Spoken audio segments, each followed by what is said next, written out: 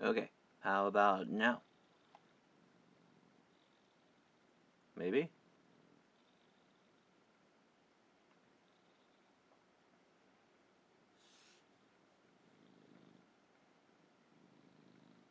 Hooray! We fixed it.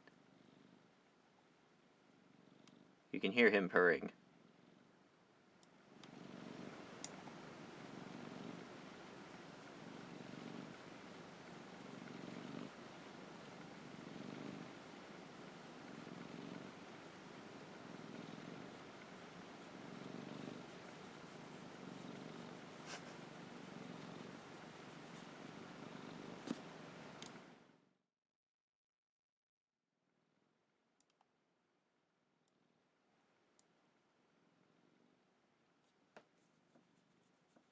Okay. We doing good? Alright. Let's see.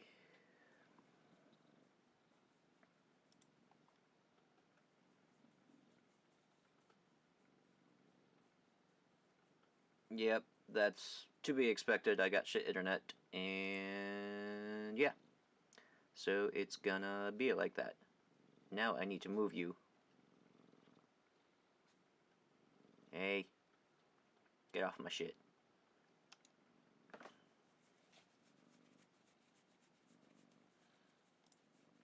Alright. We need to start. Scoot. You're a butthole. Scoot. Yeah, I know. Life is rough.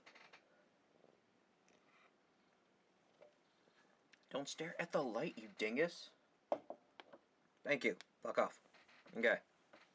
Now I gotta fix my fucking camera. Zoom in a little bit.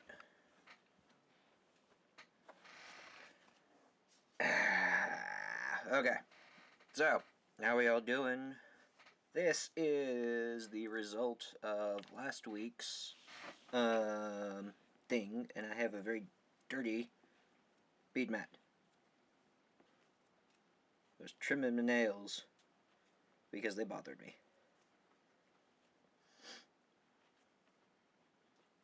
So let me fix that a little bit. Okay. Better. Okay.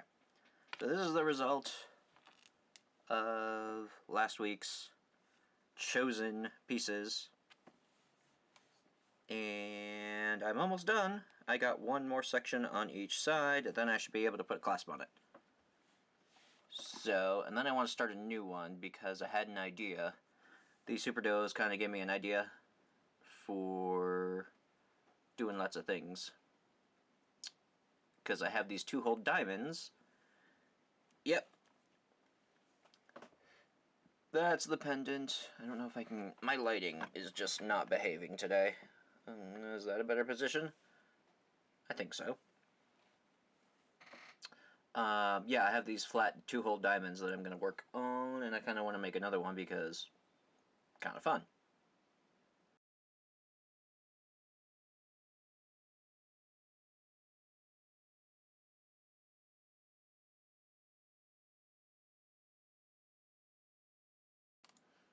Yeah, I thought so. So this is what I've been dealing with for a long time. It's taking longer than I want it to because I have no motivation at all. So I've just been dicking around basically on mobile games because yep.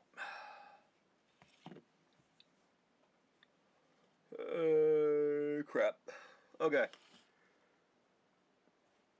So I figured I'd stream to give myself a little bit of motivation and maybe some social interaction.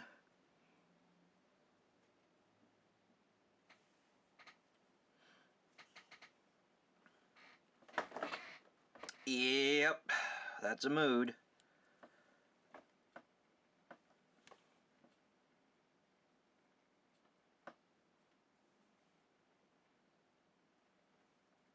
But there's stuff I need from a craft store that I want to get, but I can't get And I don't really feel like paying for shipping either. So, I don't know. I'm slowly getting in materials for more pasties and those bows that I may or may not have shown on the internet, and I have no idea what happened to it. The first one that I made, so I can't show you. I don't even think I took a good picture of it, and I can't take a good picture of it because it's raining.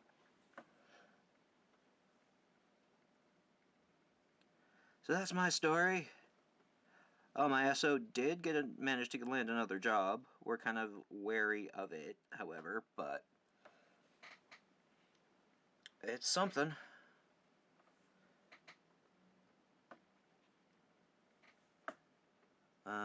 Yeah, so it is true, better than snow.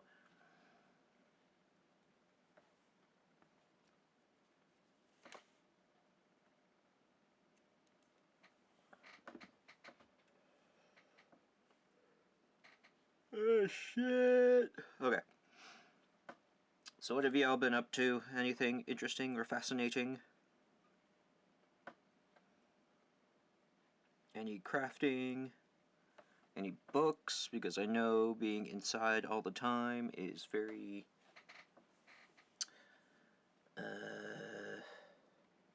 some people don't like it. I mean, it's... to be honest, this is pretty much normal for me.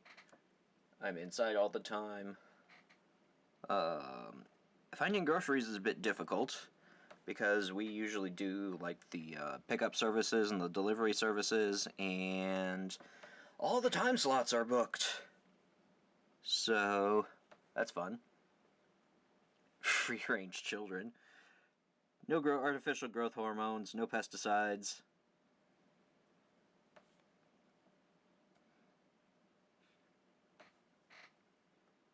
Yes, I did. I loved that.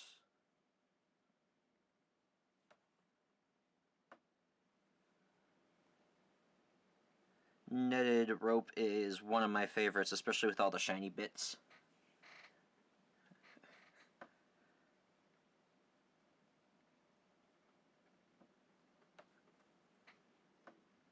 It's actually kind of chilly. I might go close this window. Give me a sec. Hello?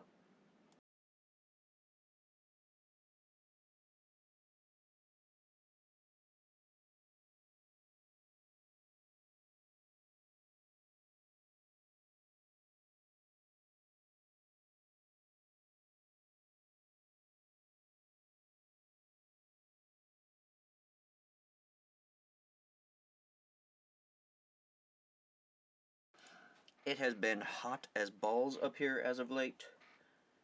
So, I've always had my window open with the fan to try to have circulation in here, and it doesn't always work. In fact, it never works.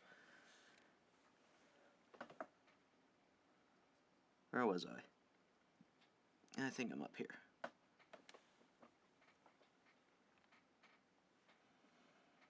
Nice. I bet she'll love it. If she hasn't already received it.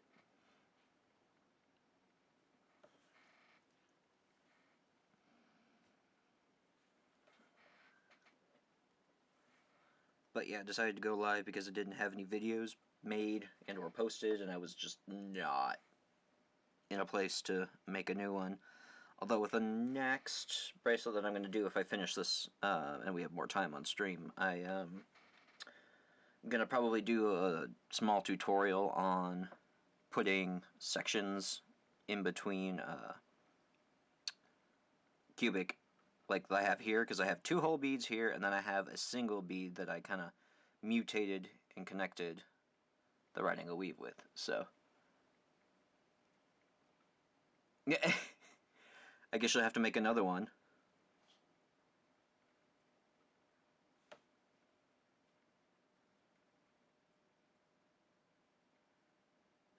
What direction am I in?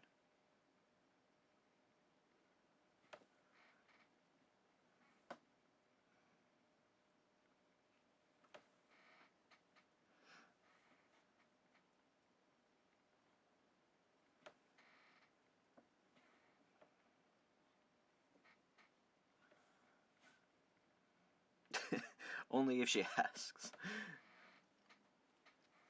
If you don't have to, then...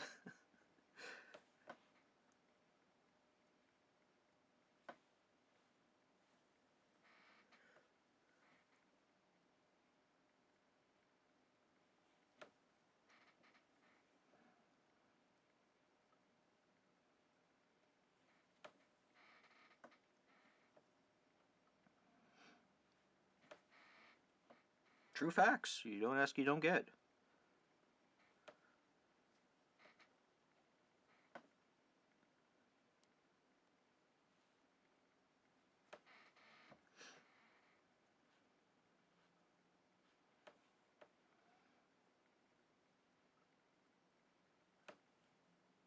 Aw, thank you. I'm glad you enjoyed them.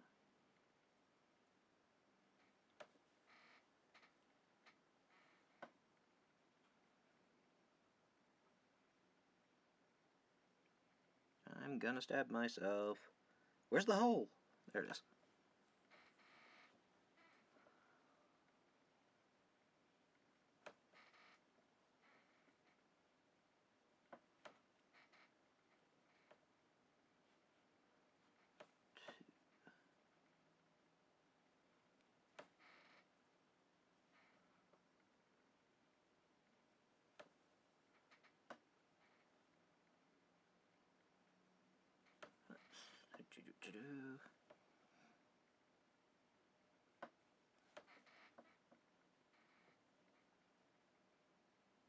Oof. That's troublesome.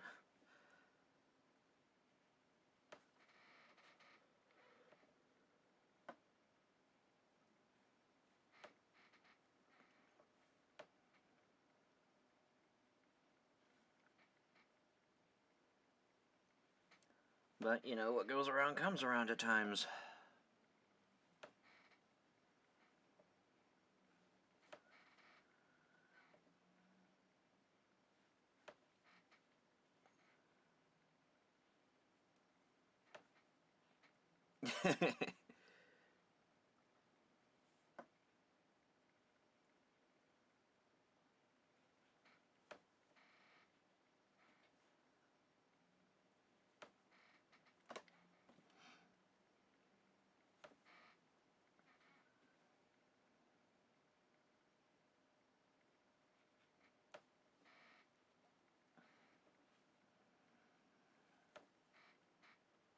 Alright, now we do the super duos after this.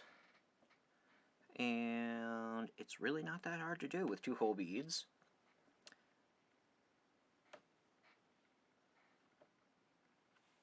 Basically, you just act like both holes are the tops and bottoms. I'll get into more detail with it. I want to make a new video on it. And it should be a pretty short tip, so that'll be fun.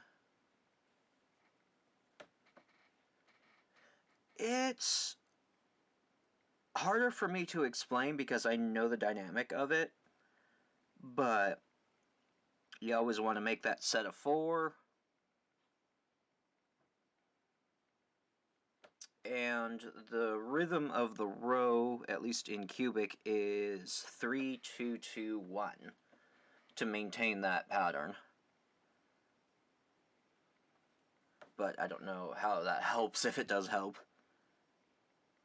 I can do a small breakdown of it after I do the super duos, because that will throw you off.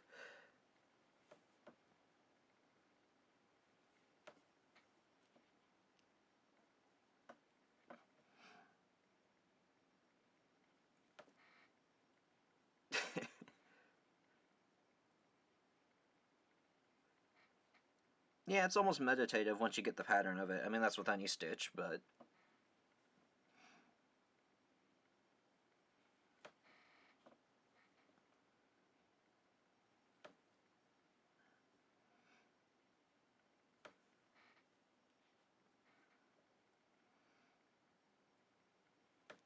Can't remember if I did a video on cubic or not. I had to have. If not on my channel, then on Aura Crystals.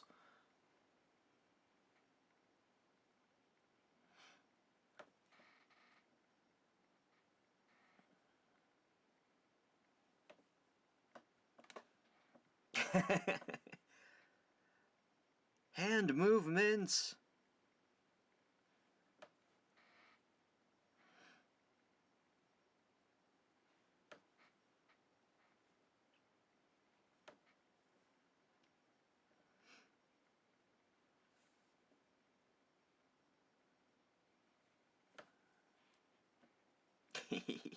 It is shiny and it's purple.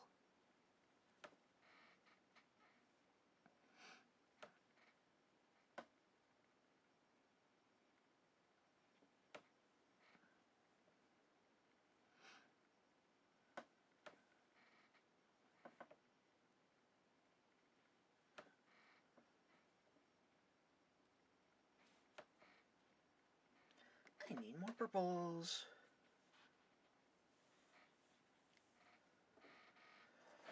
Not even sure if I'm getting in frame with this. I didn't bother setting my camera the way I wanted it to.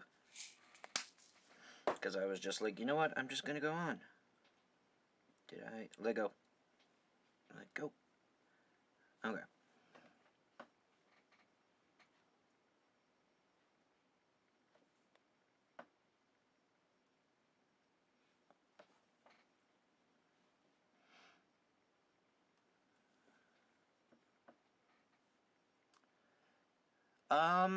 I do not meditate, also going back to that question, Helen.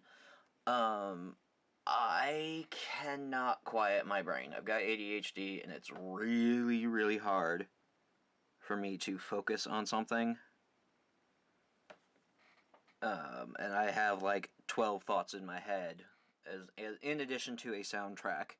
So it's really difficult to kind of focus.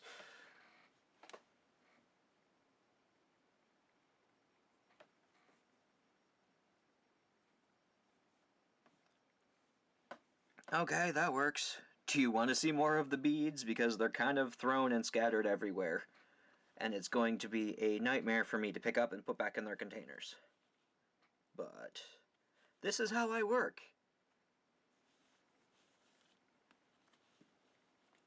I work amid chaos and put out fires as they come.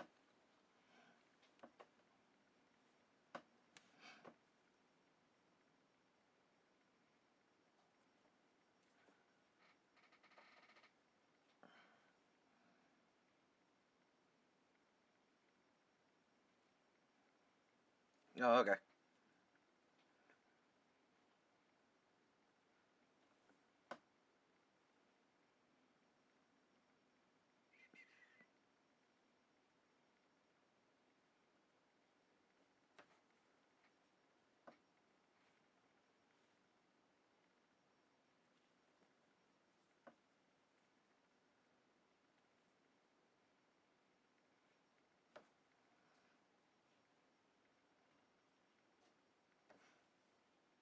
Nice. There is plenty of time to deep clean at the moment.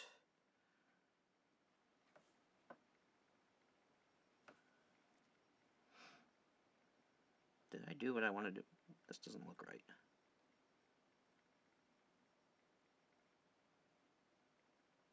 Nope, I didn't do it right. Wrong bead.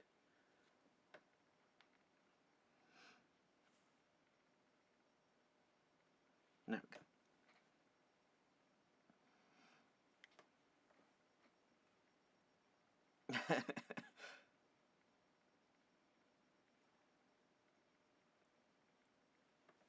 I mean, I kind of work that way too.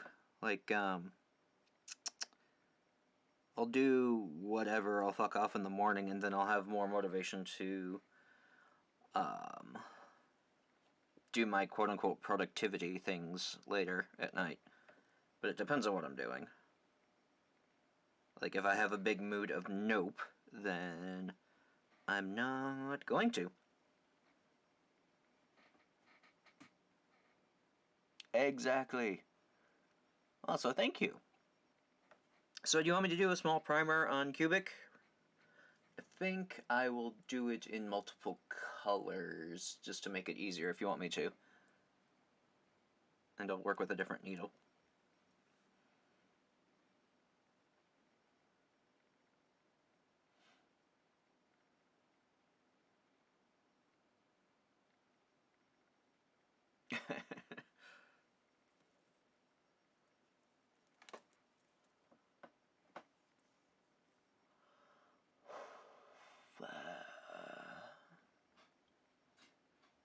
Alright, let's start with a clean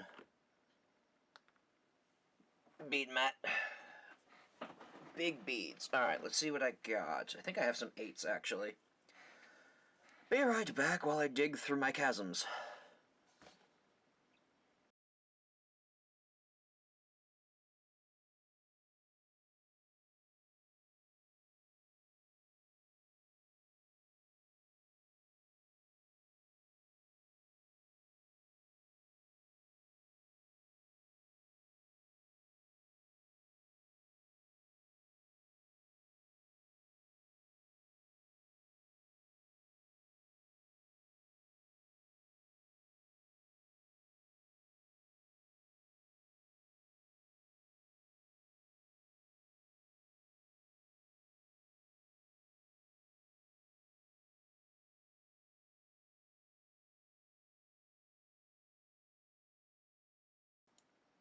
Alright, I have found some 6s in my collection.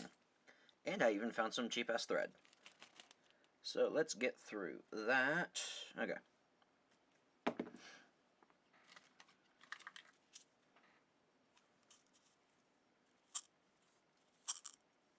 There we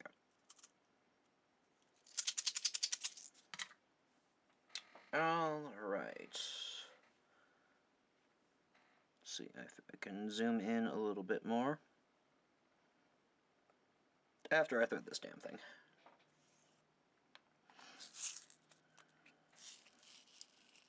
Only gonna need a few of each.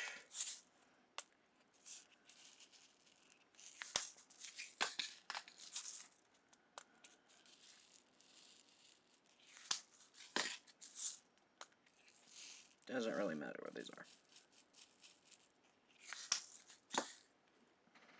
So I will go through a base and then several rows after that. Let's zoom in a little bit more so you can see all my cat hair. Okay, so I'll start with the base.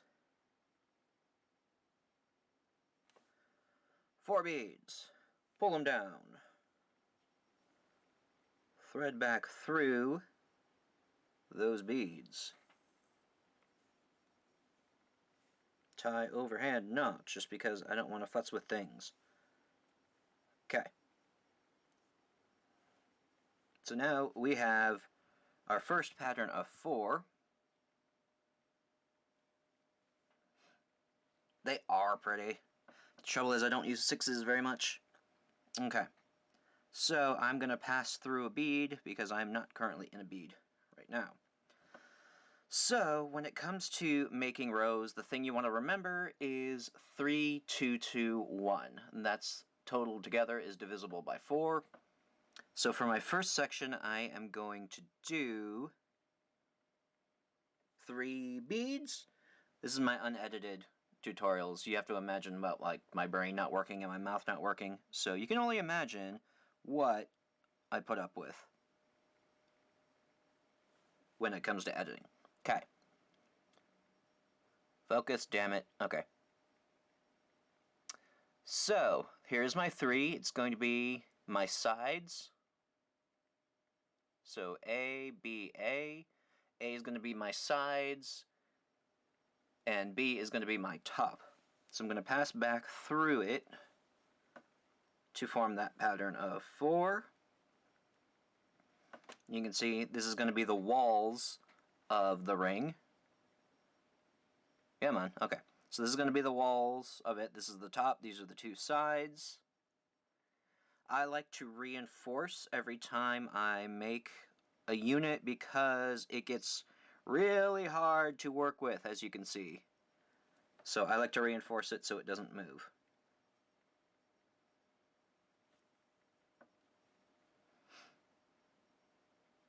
Okay. So now I am at the bead that we started from. I'm going to move on to my next section simply by passing through the next base bead. Now from here I'm going to curl backwards, so I'm going to need a wall and a top bead because the second wall already exists. These are literally the only beads I had. So So in this order, I've added a wall and a top bead. I'm going to curl all the way around and pass through the previous wall.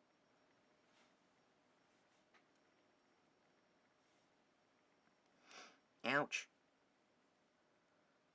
So when I pull that tight, I've got 2 of my walls built, if I can organize this in my damn fingers. So I've got 2 walls built. Did I even get that stitch in focus? Whatever.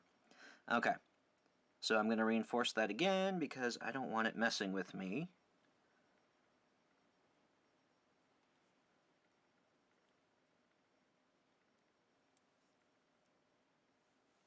Okay. Reinforce, and then I end up back through the ouch bead that I started from. So I have to repeat that again because I have to do another 2. 3, 2, 2. So I'm going to pass through the next bead on our base.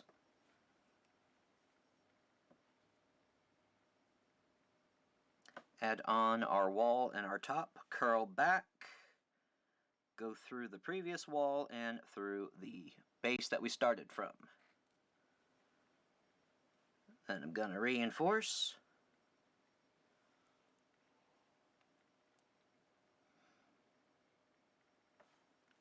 End up back where we started from. Now, you will notice that we have all 4 of our walls built. See, we have 4 of the red beads, but we're missing a top. So, not only do we have to pass through the next base bead, we pass up through a wall bead. Then we add our top bead, go down the previous wall, reinforce, and then we will have our full unit.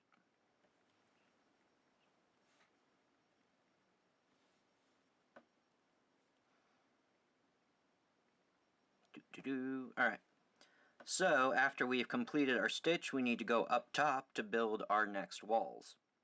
So I'm just going to go up through our top hole, and I'm going to reinforce it by passing through every one of the purples, just because I like structure, and they will not misbehave. Did I loop that where I didn't want it? Okay. So, now these are all connected.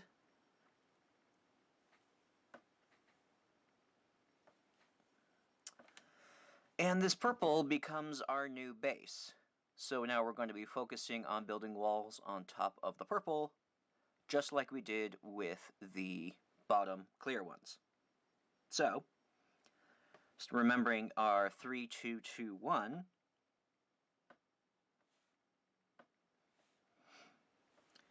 going to put a wall, a top, and a wall bead, pass back through the bead that we started from, reinforce,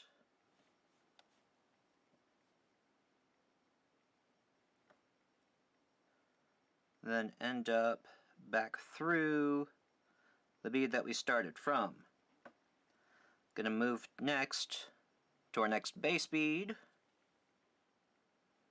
Our next stitch is going to be a 2. So I've added a wall and a top bead, and I'm going to curl over and pass back through the wall bead that we ended up with. Previous wall bead, you know.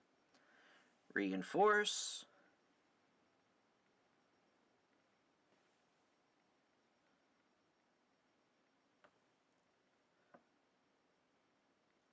End up at the base bead that we started from. Go through the next base bead. Put another wall, another top bead, curl back around to the next wall bead, or the previous wall bead, reinforce,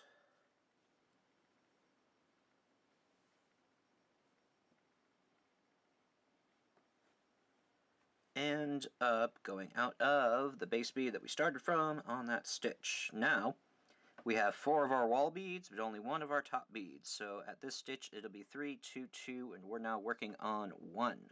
So I go through the base bead, go up the wall. My hands are shaking for some reason.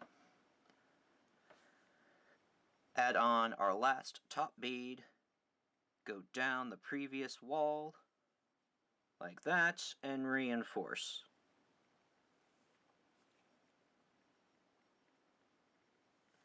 Reinforce through the sides, the top, other side, and the base.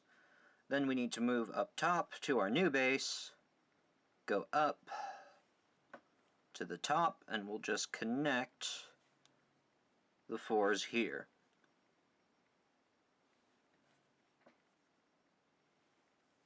And now we have our new base to build on top of. So, do you want me to do another row, or do you think you kind of got the hang of that?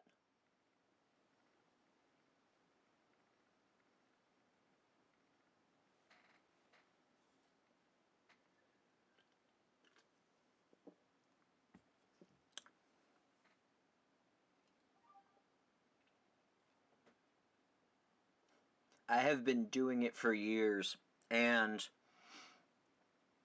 the thing is, if you know that you have to make a pattern of 4, so it's kind of easy to see where you've messed up if you see like a pattern of 3 or a pattern of 5, you've added too many beads. So, practice it out, do multiple colors first, and then try solid colors, because with the solid colors you see the pattern a lot easier, but this you can kind of build up. Just remember, you've got a base, you've got walls, and you've got a top. So try that out, and this will be up anyway. You can like leave a timestamp on like about 35, I'd go for about 25 minutes when you rewatch this, or if you want to rewatch this and need pointers on it, I think. So like skip over to 25 minutes where I probably started off, and then use this as a reminder. But that is the cubic right angle weave. Then you can do prismatic right angle weave. Awesome, do so, and I would love to see what you come up with. Remember to reinforce with each stitch, because that is not a fun time if you try to just do it without reinforcing. And now my face hurts from talking so much.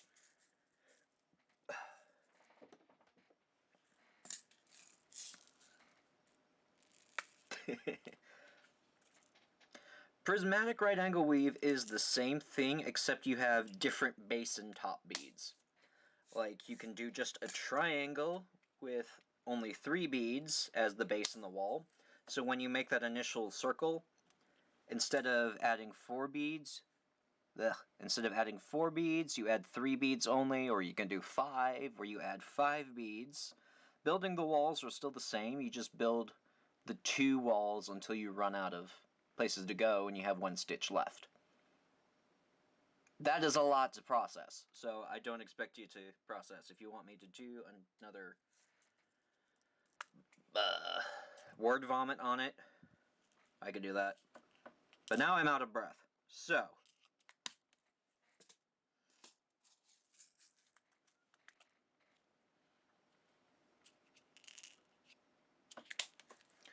those out of the way.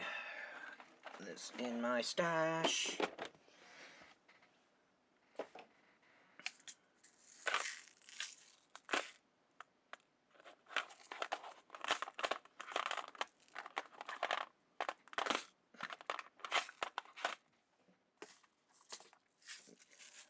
To be completely honest, I don't either. I just know what works for me, and I try to translate it as best as possible. Yes, these are very, very expensive boxes, so I only get them when I have a coupon.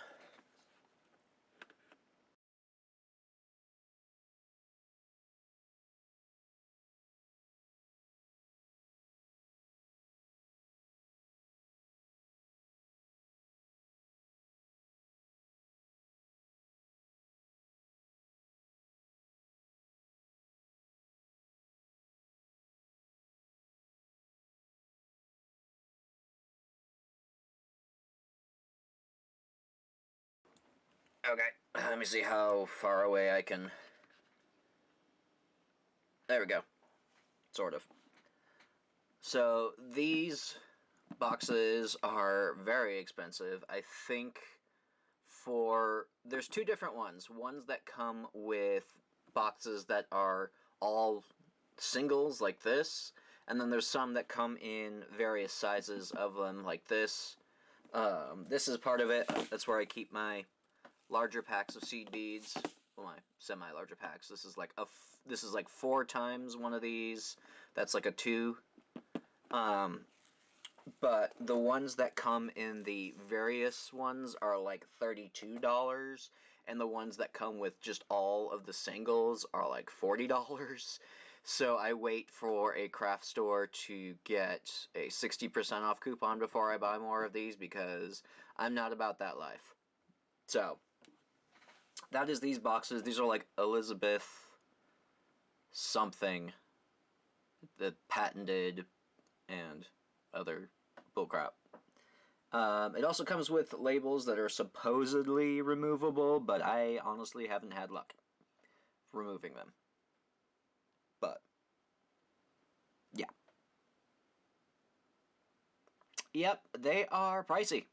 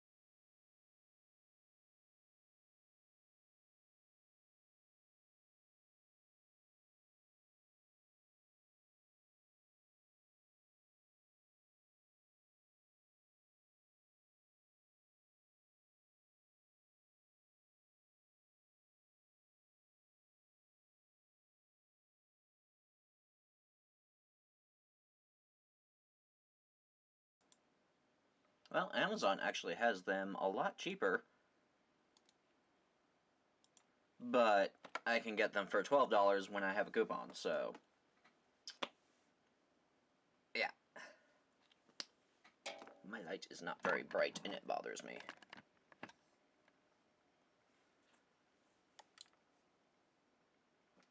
So back to our usual scheduled programming, maybe, if I fix my camera.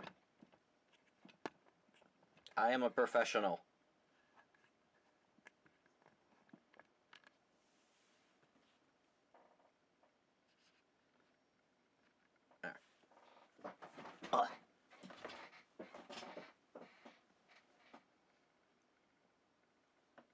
I use these giant ones when I have a lot of beads, because I bought like quarter kilos and half kilos of my staple colors, namely silver and matte black, because I use those the most. I know, right? I can digest $12 because the material is pretty sturdy. You can also buy just the trays by themselves, which I don't know, I'd need, and the refills by themselves, but I don't know. Where was I at now? Oh good, the needle's still in there, so I don't have to stab myself. Alright.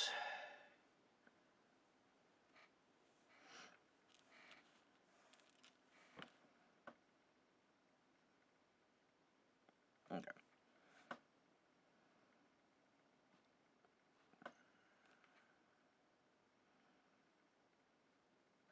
And surprisingly, like, they look very small, but they hold a lot of beads. Like, with these ones, the singles, I'm so surprised at how many they fit in there. Like, I mean, yeah. You can fit probably about 10 to 15 grams of seed beads in one of these, in the single ones, so...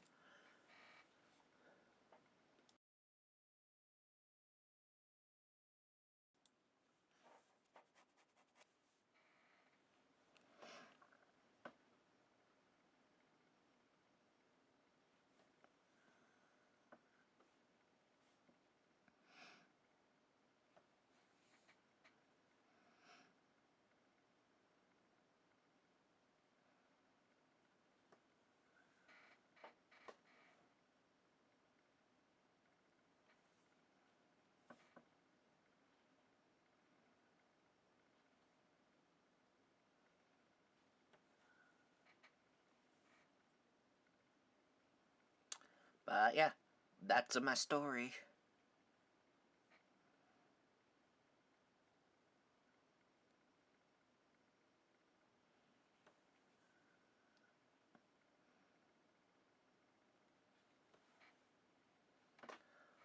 But, you know, they always mark up things that are marketed to beaters. That's why I don't usually buy things that are marketed to beaters when it comes to tools and other crap. Oh no!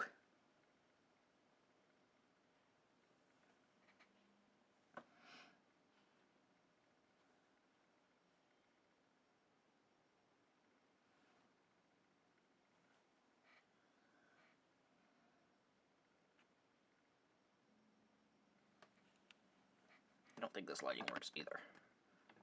So that might be better.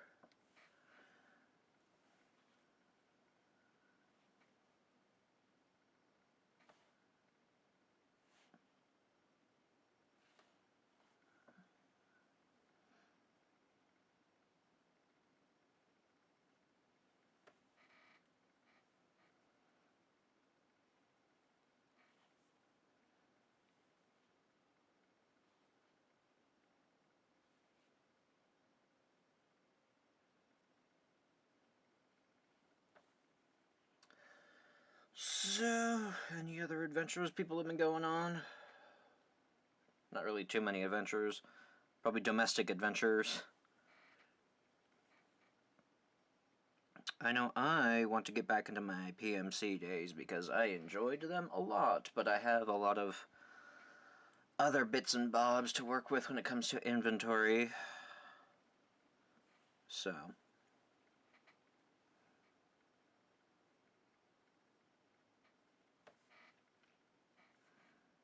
one of my conventions got rescheduled, which is nice. It's just I'm not sure how well it's going to go, if people are going to be too broke to be able to spend, or being really excited because they were stuck in a house and now they want shiny things.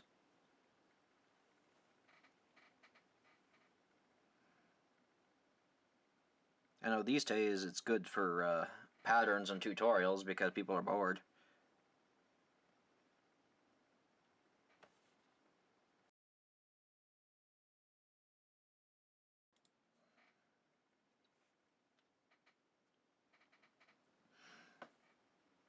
True, but at the same time, I don't know about unemployment and everybody losing their jobs.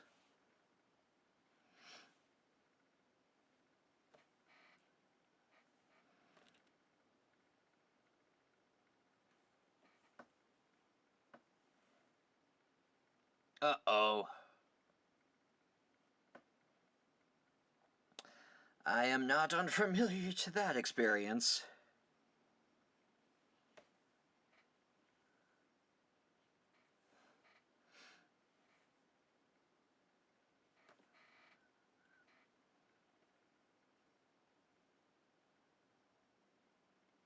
At least they're 4mm and not seed beads.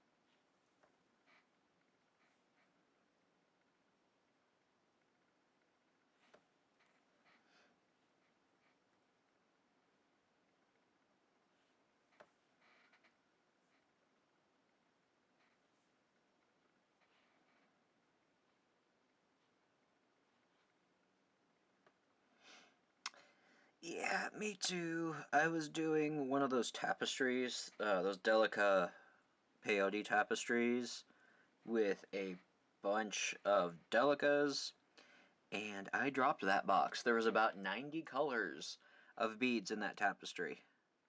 I do it wrong? Yes, I did. Damn it.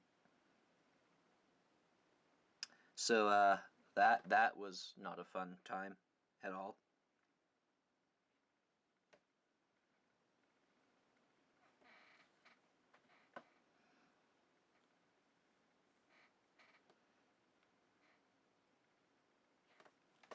I don't know how that got caught, but... So needless to say, I didn't finish that project.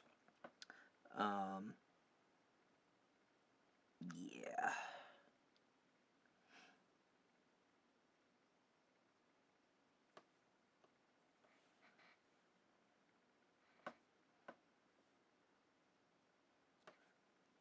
I am using this Hercules thread. It's become my new favorite because I can get so many passes through 15s with it, and it's great.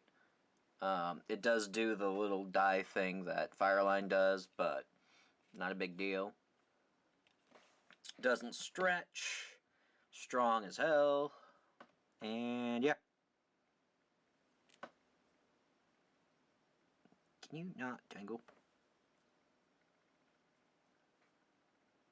Did I only... Oh, God damn it. I got it on Amazon. I can drop a link in a second. Like, this whole spool cost me $20, and it's the 1,000-meter one. So, it's good shit. It's a 6-pound test, too. Let me go find it. That's not what I wanted.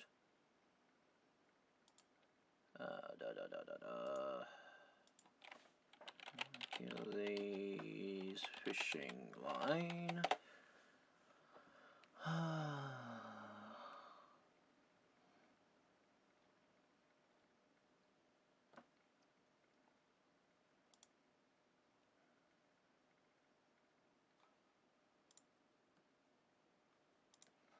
There we go.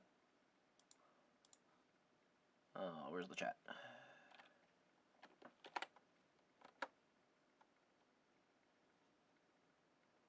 Let's try that.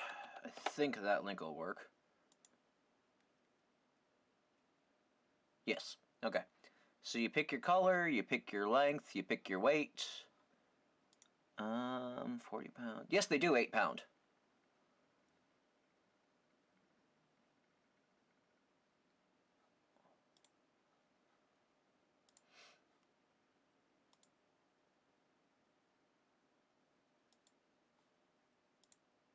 Yup.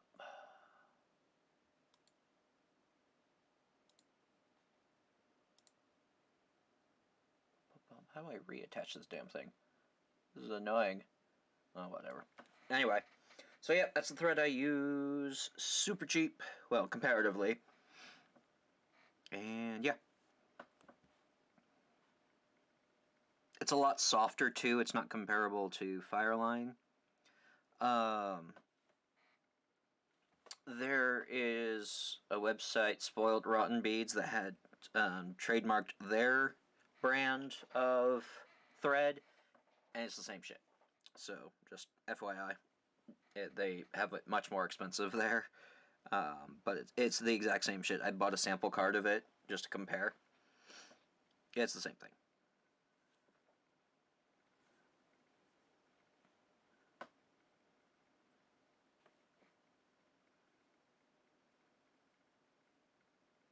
Ow.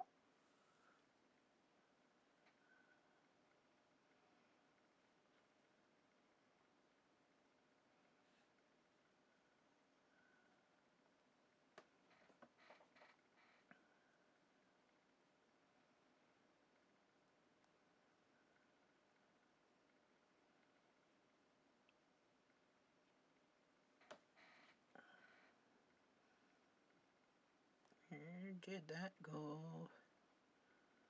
What the hell did I do?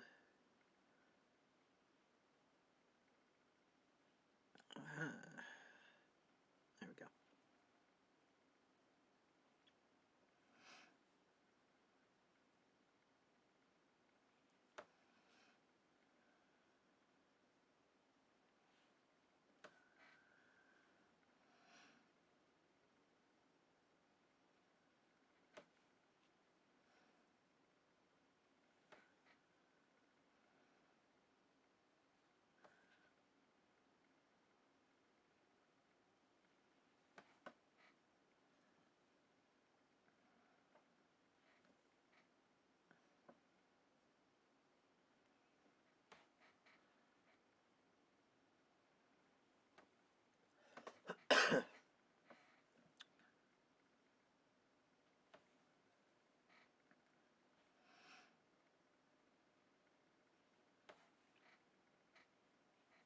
Now, you may or may not have noticed that I am doing a different version of the cubic right angle weave to get a similar result. The thing with the method that I told you, which it's, while it's simpler, there's a lot more thread showing. So I kind of do a method that's, like you can see in between the, no, you can't really see, because I'm not zoomed in. There we go. Between like the bases and stuff, there's too much thread showing through. So I do a version that kind of follows the flow of the beads instead of skipping over through the base. But master the first version that I showed you first, and then I can probably show you a variation on that I work with. What was I doing? There we go.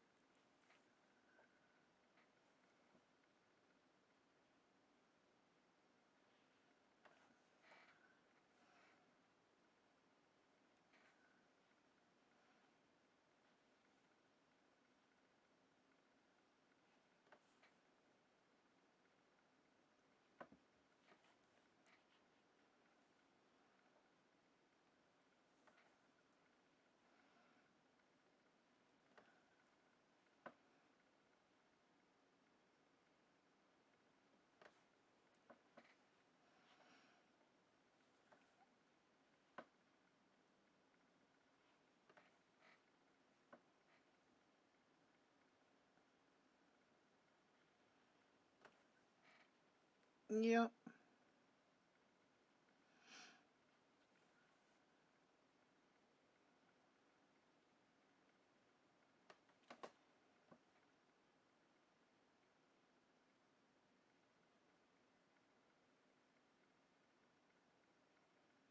Ooh, beer bread.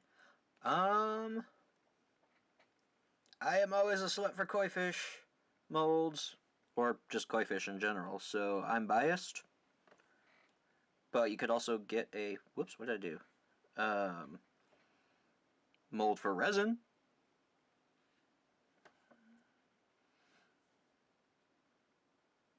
I know there are silicon nail art fish, koi fish, that are the teeniest, tiniest little things, and they are fucking adorable. Because they're like super tiny and they're meant for putting on your nails. So that'd be kind of fun to like embed into like pawn pieces or something like that.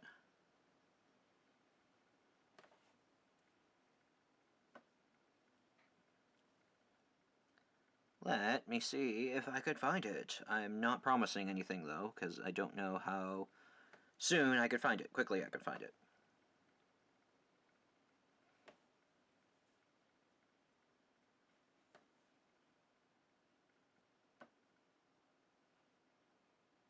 Mana for more diabetic adventures. Let me see what I can find.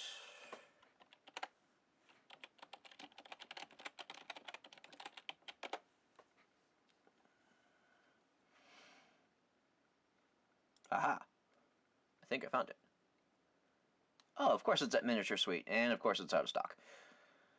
Let me see if I can find it somewhere else. Oh, AliExpress.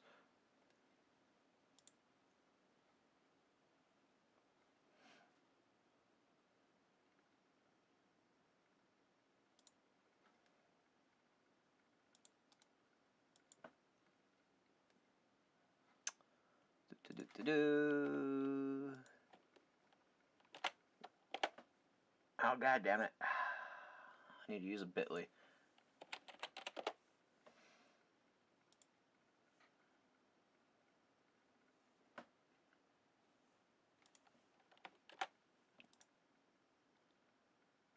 Copy.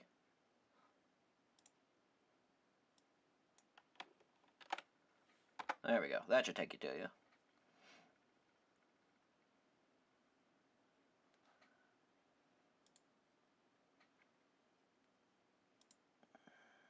They've even got things like cameos, flowers, roses. Ooh, pretty leaves. Or you can get a mixed design. 1, 2, 3, 4. Koi fish! They're cute. I know, right? They're so cute! So you could put them in cabochons or something.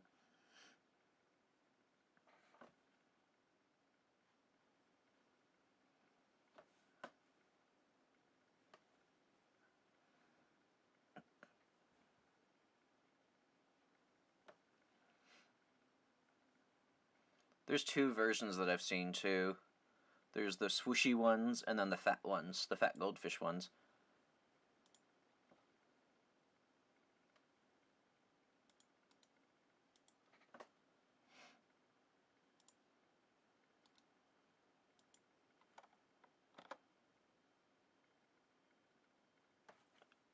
Here's the fat goldfish ones.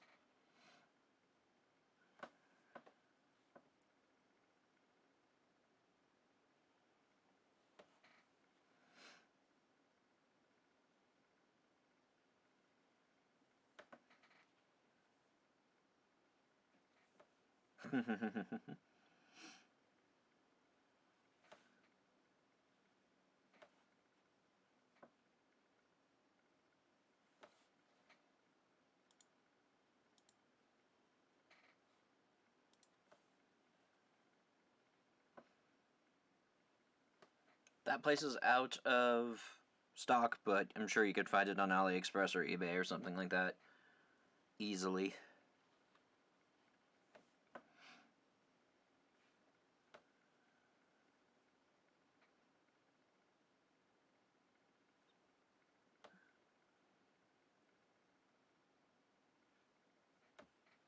Hell yeah, Google Foo.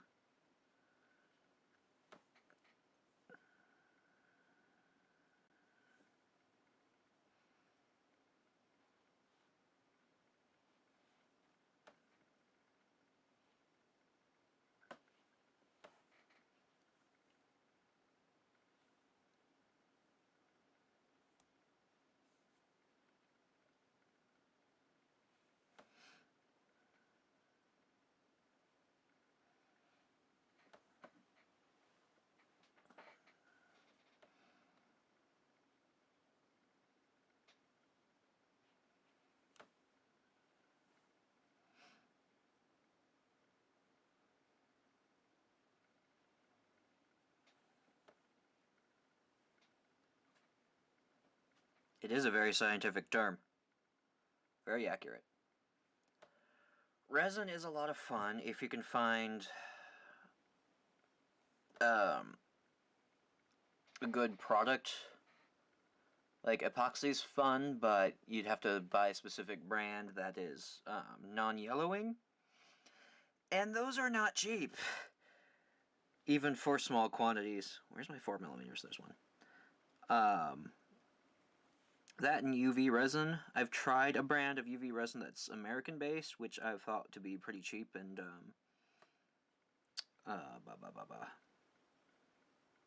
I thought would be workable, but there's a lot of issues with it. Like, I haven't figured out the curing mastery on that because it crackles a lot. There's like these little waves that happen whenever I try to cure it with a UV lamp. So I kind of gave up on that. Plus that one smells real bad. The Japanese UV resin is pretty good, but again, kind of expensive for a small amount. So you have to work on, which can be a good advantage because you can work on small pieces and work on more detail one at a time, but yeah, I like batch molds, or making, mass-producing pieces.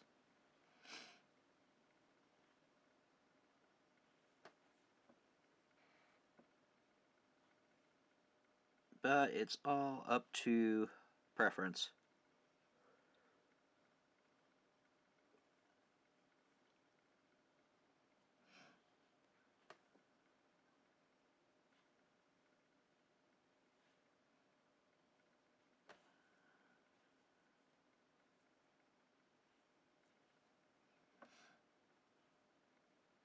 The ooh.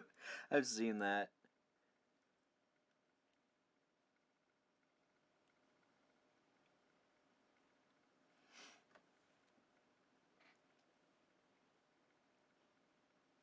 It's cute, but weigh your pros and cons of it. Because demographic be funky.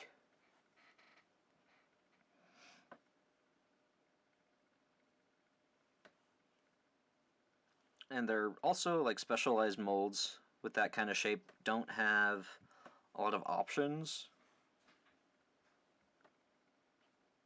Aww. I think I've seen those too. They're like controllers.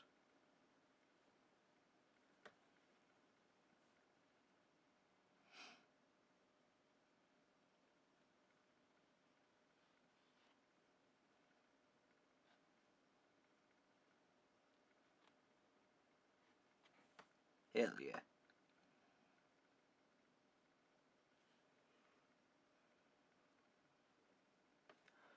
Ooh, yes, the plugs. They've got some really cool molds for that you get. They're basically all sizes in one tray.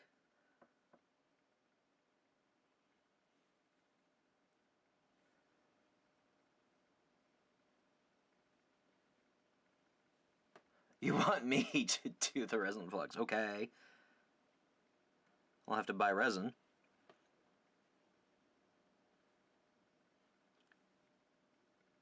Which I know the glass shop in Manchester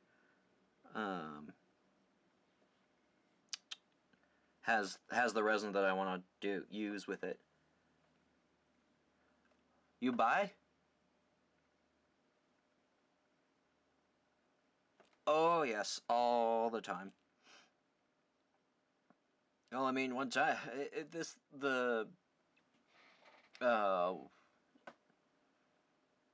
I don't know where my brain was going in two different directions. Yes, I do get to the point where I've had enough beating, and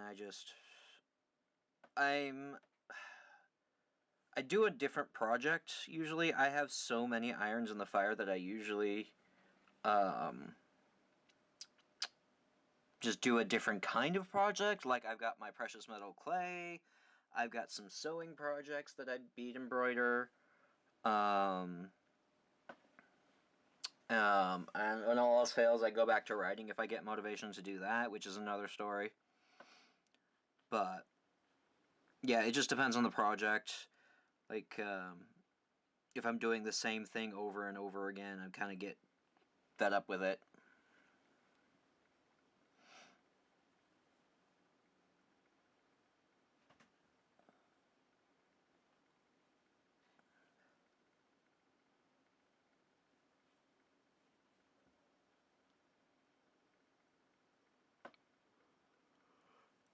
Especially because at this point it's kind of my job, and when you turn your hobbies into a job, it's not as glamorous as you might think. Because everybody's all just like, oh man, you beat all day, that must be very fun. Who's talking to me?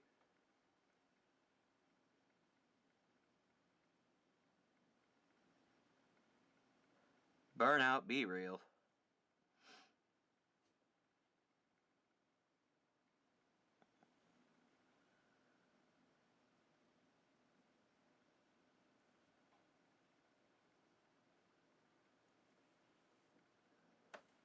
Not you. I don't believe that.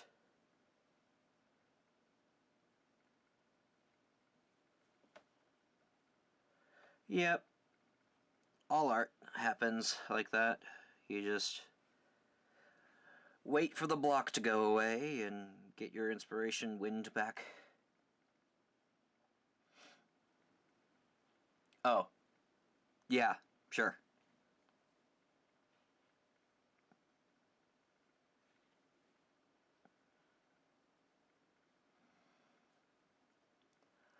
Yep, some breaks are longer than others.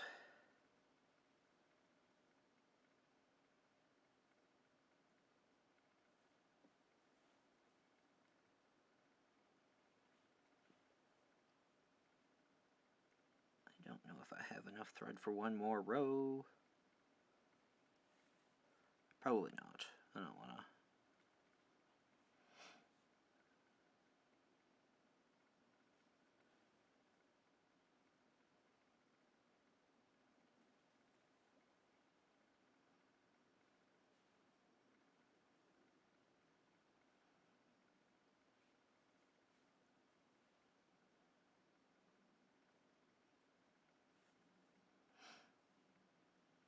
Anybody watching Drag Race?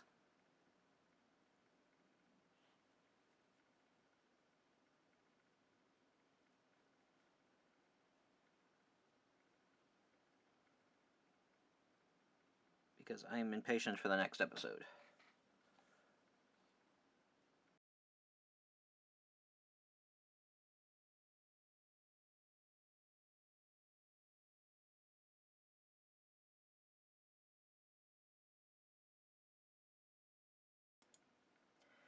Yes, I do. Off the top of my head, I'm not sure. There's JRP Designs, and we've talked for a little bit. She's cool. A lot of them are also I cannot pronounce because they're in Russian. Let's see. I don't have my tutorial, or not my tutorials, my subscriptions up, so I can't really show you right now, but there are quite a few. I'm not sure. You might be able to see. No, I think I've kept those private. Mila's beating channel is pretty cool. I like Bronze Pony. And that's all I can think of off the top of my head. So, yeah, there are quite a few.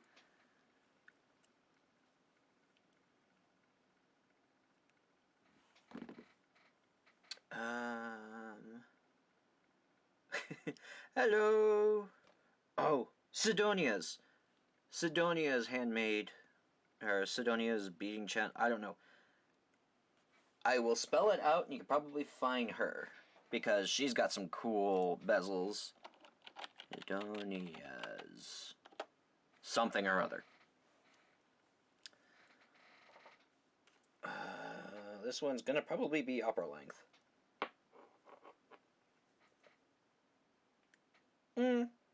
Well, it's big on. It's fine for me, but I can imagine somebody who's a little on the more petite side swimming in this.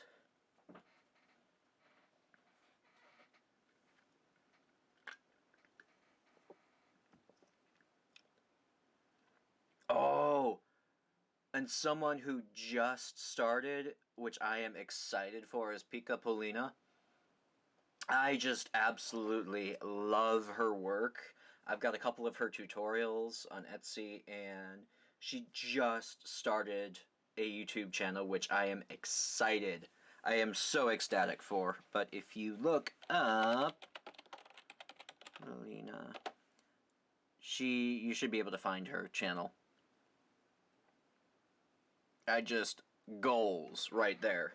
That is the kind of work I strive to do. It is so gorgeous, and yeah.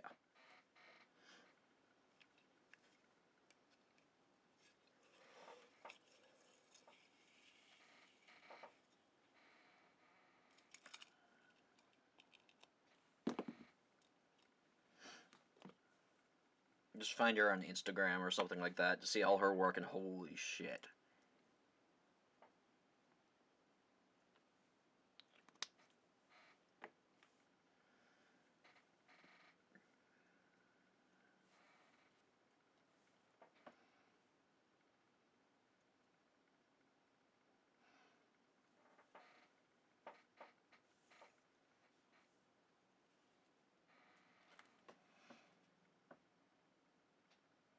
Yeah, I like seeing Potomac for their different beads, but they're fucking expensive.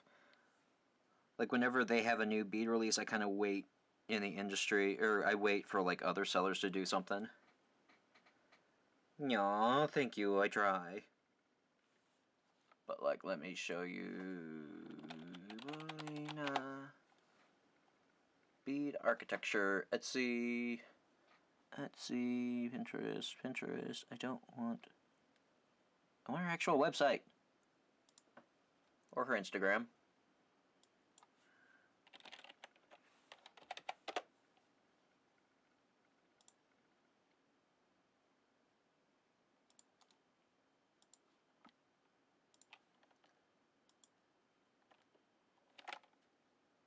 Yeah, I don't put an order Like, look at this.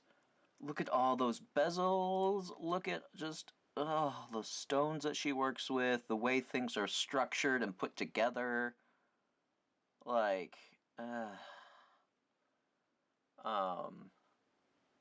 I think I've ordered from Potomac, like, once, because they had some finishes that,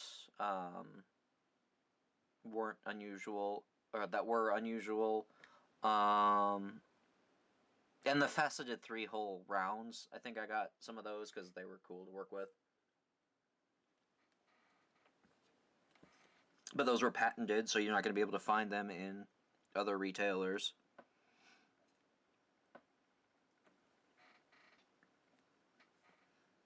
God damn it. I haven't even threaded you yet, and you're going to nod on me.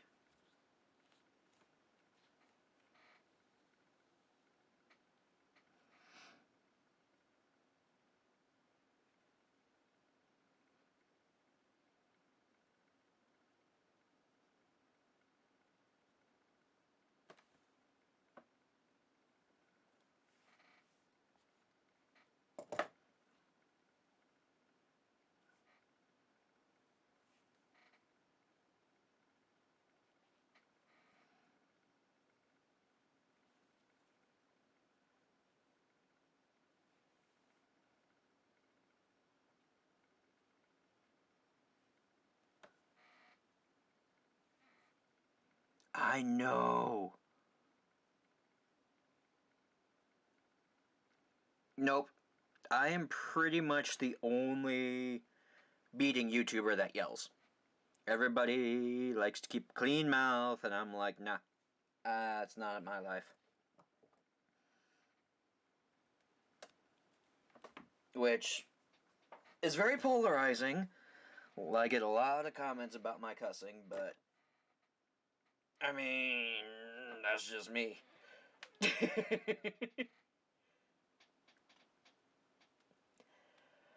See, it's very polarizing because there's the people who are offended by it, and then there's like you guys who stay for it, and I love that.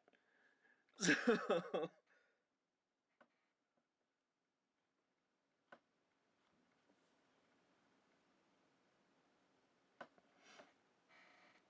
True.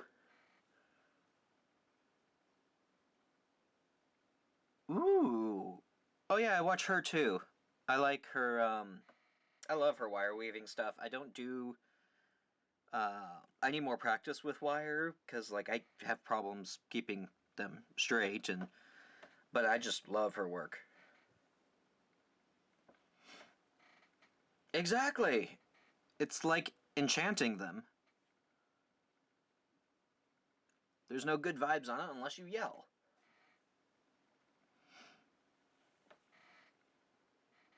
Wire weaving. Let's look up some fun references.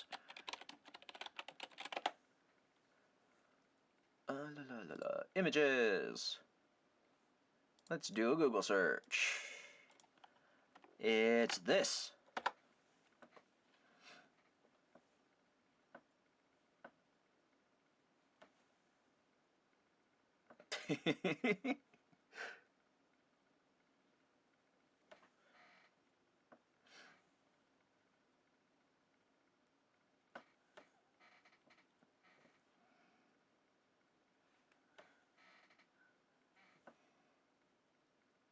I know, it's so smooth, and the stitches she uses are so tight. I can never. I mean, yeah, I know it takes practice, but I don't have the time nor the resources to practice, and I've got skills enough. I don't need to add more to my fires. I know, right? It's magic.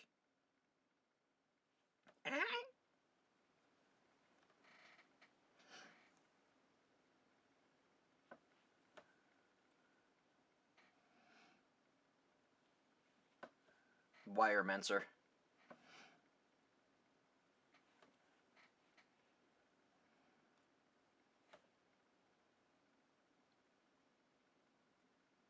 Ooh. That person I haven't seen, I don't think. Oh, there's another wire worker that I follow. She's Vietnamese, and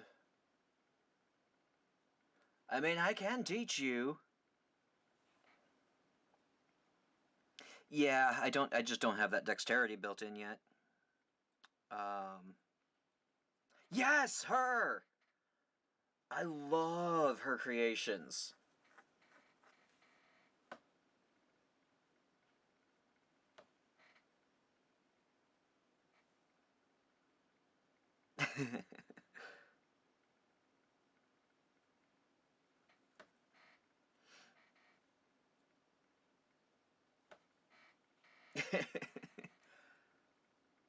I follow her on Facebook, so I see every uh,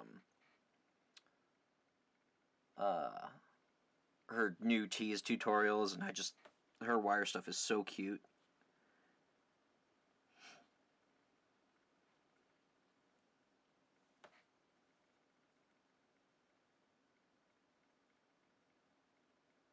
Well, I can't teach you wire weaving. I can teach you bead working, because I am very bad at the wire. So, I mean, I could teach you to make wire links, because I've been doing wrapped links for years, so I got that pretty much on lock. And I'm very proud of how tight and evenly coiled they can be.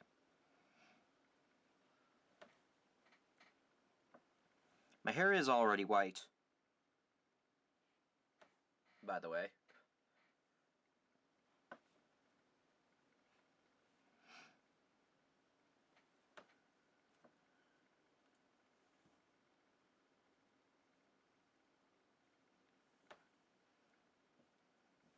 I don't understand crocheting either, though, to be fair.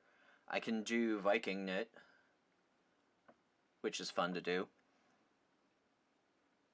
That's a form of crocheting, I think. Yaw. You can finger weave.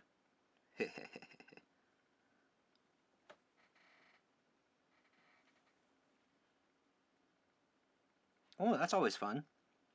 I personally don't make my own clasps because I don't trust my fingers, and that's probably something that could be worked on, but I always find that whenever I make them, they bend so easily. And I'm just afraid of security.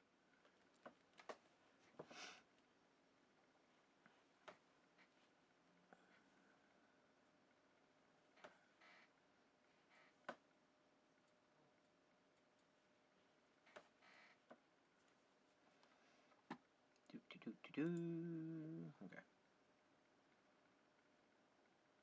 I may not finish this by the time I want to end stream.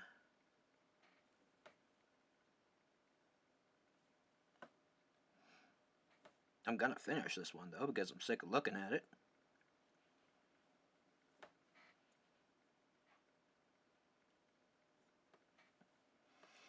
Yep, that too.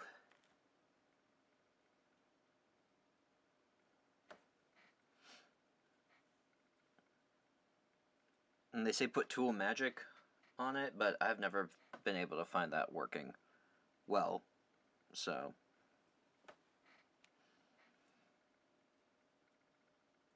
Plus, it smells like ass. I'm not a fan.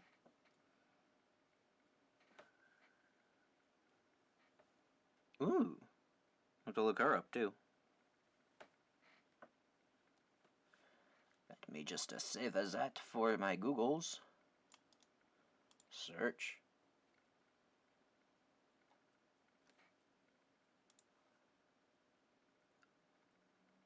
I've got a couple of tutorials for from My Wired Imagination. I like her stuff too.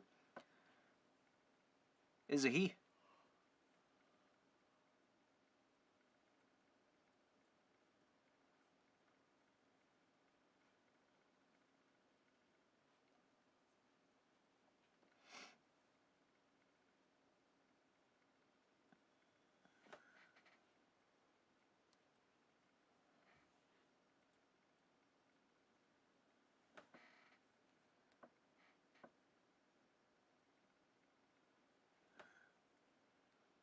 Oh yes, I love Miserons. I toured their facility once. It's pretty cool. I wanted to do a vlog about it, but I don't have a great vlogging system.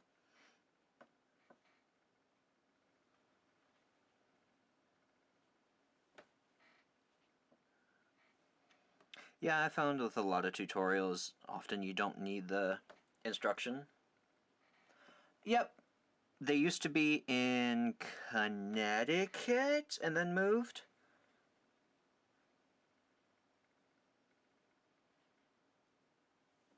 I think that's the story of it. But yeah, I went on a tour in their facility. It's pretty cool. And they're friendly people too. They're really nice.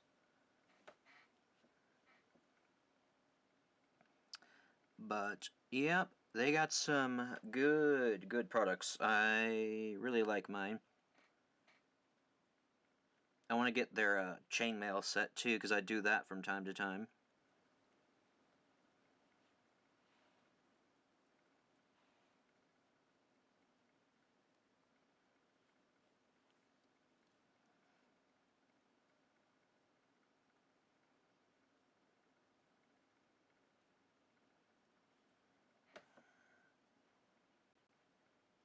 Mm-hmm.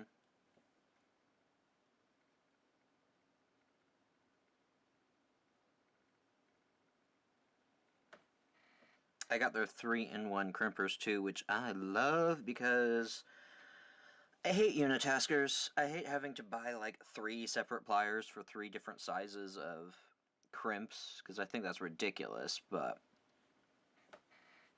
I've got their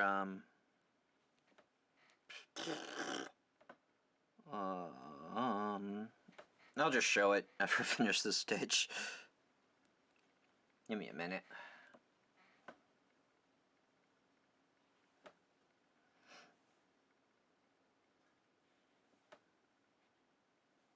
Yeah, their focus is more on model train hobbyists. That's their largest demographic, and electronics.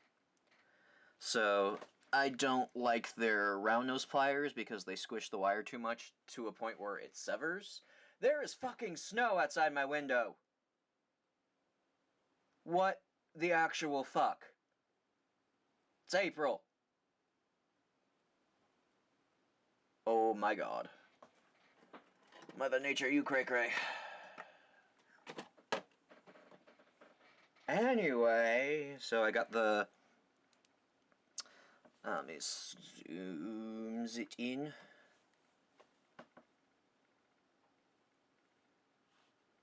Yeah, so these are the 3-hole crimpers. You use the...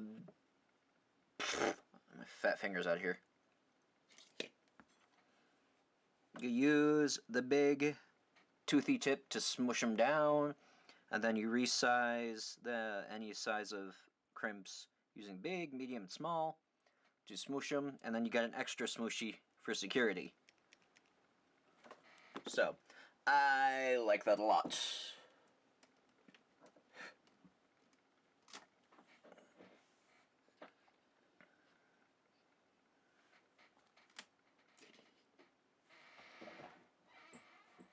Okay.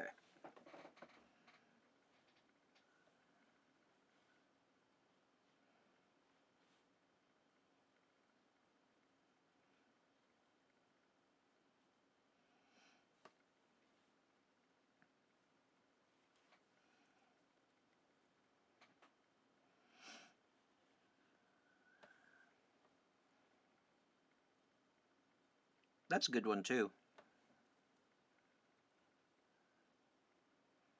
Come on now.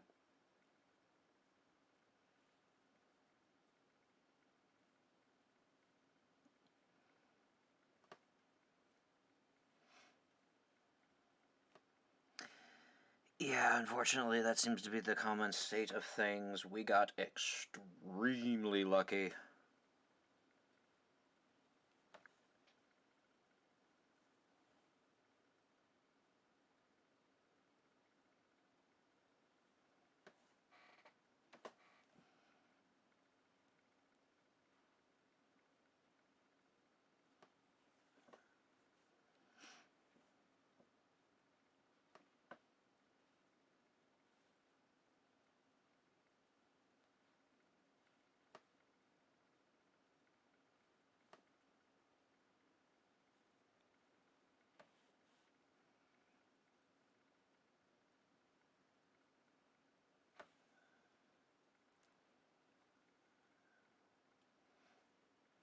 You know what are really awesome spacers are demi-rounds.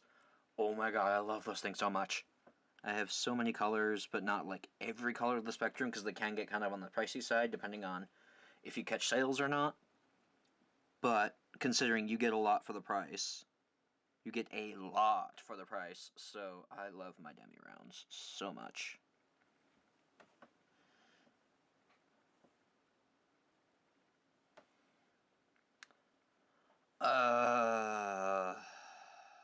It's alright so far, but there's talks of their funding being cut in June, so not great, and if that happens, privatized corporations will take it over, and I'm not thrilled about that. But domestic shipping seems to fine. Yeah. Demi-rounds! I'm glad you asked, because those are like my favoriteest things.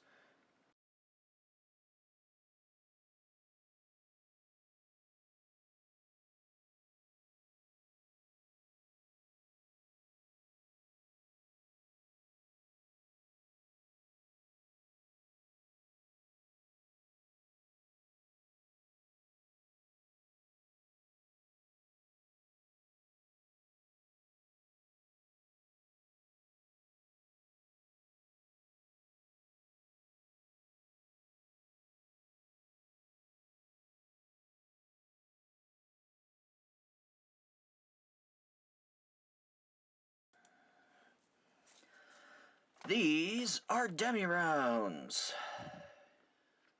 They are made by Toho, which is interesting, because I generally don't like Toho seed beads. They discontinue colors I use, and their seed beads just generally aren't cut as nicely. But these come in two different sizes. These really, really teeny tiny ones that I don't have too many uses for. I find them good for bezels to space around. And then these are size 11. And these are the size 8s, which are a little bit on the larger side, which I find more useful, especially as spacers. Like, you can kind of see the difference. If my camera will focus. Come on. Maybe if I lower him. That's a little better. So yeah, you've got the size 8s and the size 11s. They're just really versatile. The metallic ones are freaking expensive. But to me they're the most useful, because I've got these transparent ones and they just don't add anything. So, yeah, I wouldn't get the transparent ones unless you're getting like clears or whites, or something that wouldn't be covered in your bead colors. Like, I'm not a fan of the transparent ones, but there's this like creamy color that I could see adding to my projects. There's a lot of finishes that have sheen to them. Like, this is a blue, but it's coated in a shiny purple, and that adds more to a project. I don't know what I'm going to do with these transparents. Like, you can definitely do that with a seed bead or something like that. The transparents just don't cover a lot. But Miyuki did do a competitive product called Spacers, and they also come in two different sizes. We have them in the 3mm and the 2.2mm, which these are comparable to the 8.0s. These are a little larger than the 11s, but they are kind of comparable. You can see the difference a little bit. I'll show you more on the larger one. But those are the 8s. They can generally be interchangeable, so it just depends on the what look you're looking for. So with these are more of like a rounded donut shape. These are the demi-rounds. These are more of like a flat cylinder, like if you chopped a delica. in half or in a quarter or something. So these are more of a flat thingy. This is more of a round donut. So, something to keep in mind. I would basically just get one or the other. There's no reason to really get both. Save your cash. Half the width? That's kind of a fair assumption. Or half the diameter, really. The width? Yeah, that's probably fair. They're about half the size, I'd say.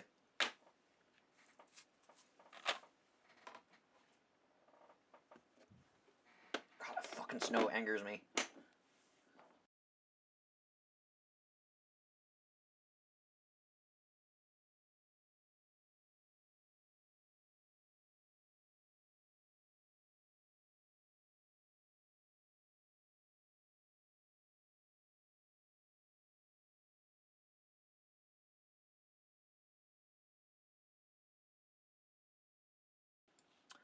As for colors, nope. Actually, they have the permanent galvanized, like their Delicas, so there's no issue with them rubbing off.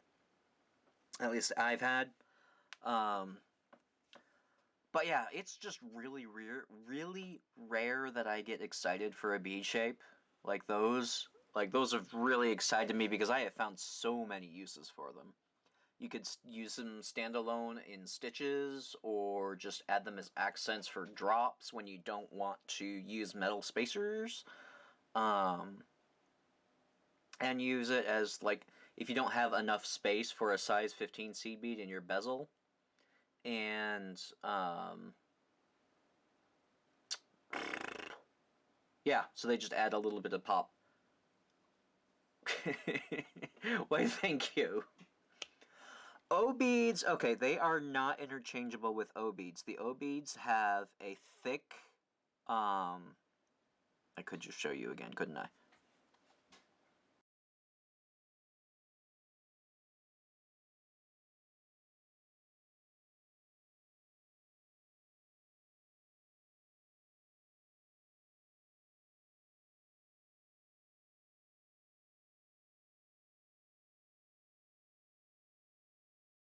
Okay, so I am using O-beads in this pattern because I don't have any other freaking use for them. I don't particularly like working with them, but as you can kind of see, these are essentially like a squashed seed bead.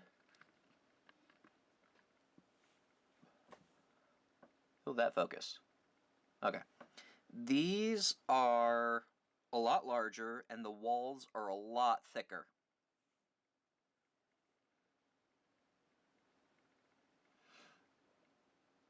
So, oh yeah, I hear about these bead shapes a lot from uh, like magazines and media, and also some of YouTube channels for companies will display new shapes that they have. So, I have a very honed, I don't know what to call it, hunting skills when it comes to beads that I would find useful. Like, not everything that comes out I find useful. I like pointy aesthetics. I like, if I can see the structure around them. Like, a lot of things like Paisley does, a lot of the Arcos, the Parpuka beads. Oh, yeah, I've got each of them. I've got like 12 trays that are sorted in a rack. That was built, my SO built that one. It's basically a column of 4x4s with rail guides, brackets attached to them in rows so that I can slide them in and out.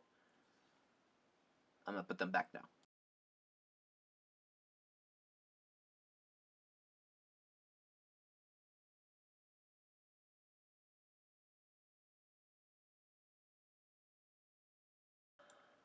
I have a color of Ava's, and I have yet to use them because that's one of those bead shapes that I just don't find a use for.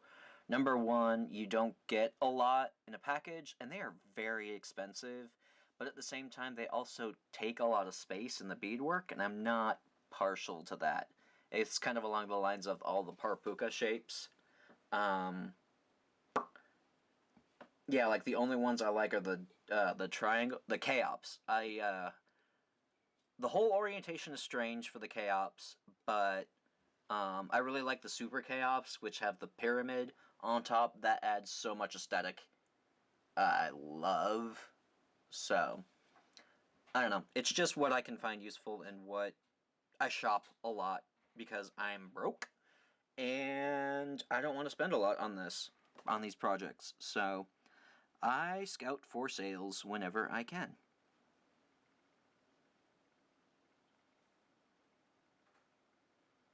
Yeah. I haven't found a good use for them, really. Ooh, daggers are fun, too. They add a nice, accent to your pieces. One. I know I have another one here. Come here.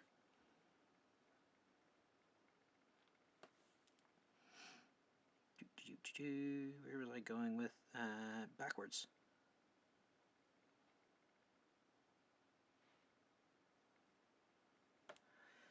Yeah.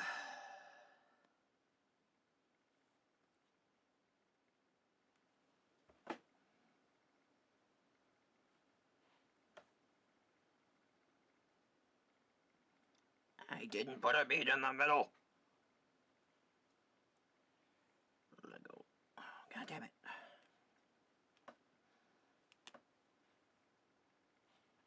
2, 3. Where did my shit go? 1, 2, 3, 1. Okay. I do. I listen to quite a lot, and then if depends on what I'll also watch like live streams from Twitch, but mostly I can't really pay unless it's something that I really want to pay attention to. Then I don't. But yeah, I'm listening to music right now. I would put it in the background of my streams, but YouTube has kind of made that difficult, so I don't do it anymore.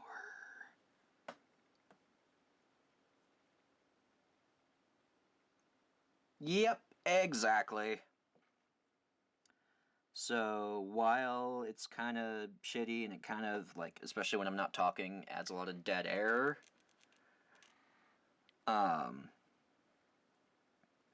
I kind of can't do too much about it, really. Ooh, Omnia. I am currently listening to Lorne, which is kind of like a ambient, almost vaporwave kind of deal. I have a set of wireless headphones because I cannot be trusted with wires. I run them over with my chair.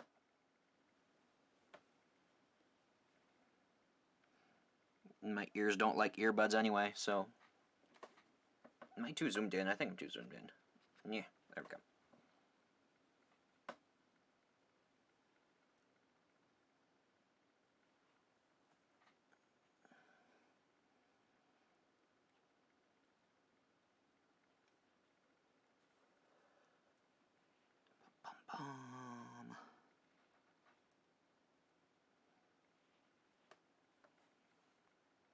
No, actually, he is honestly, in terms of wires and cords and things like that, he'll bap at them.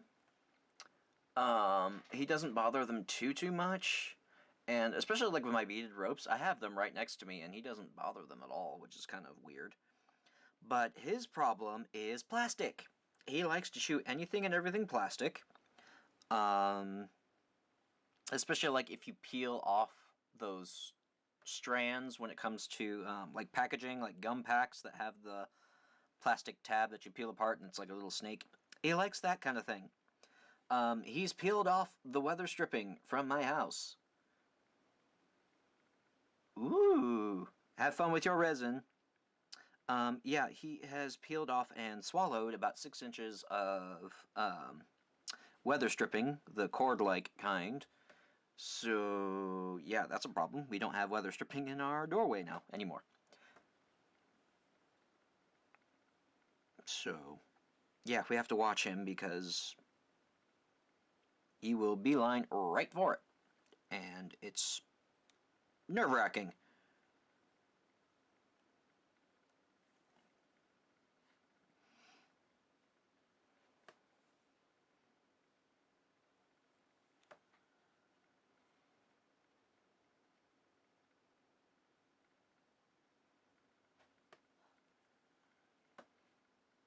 Oh, poor thing.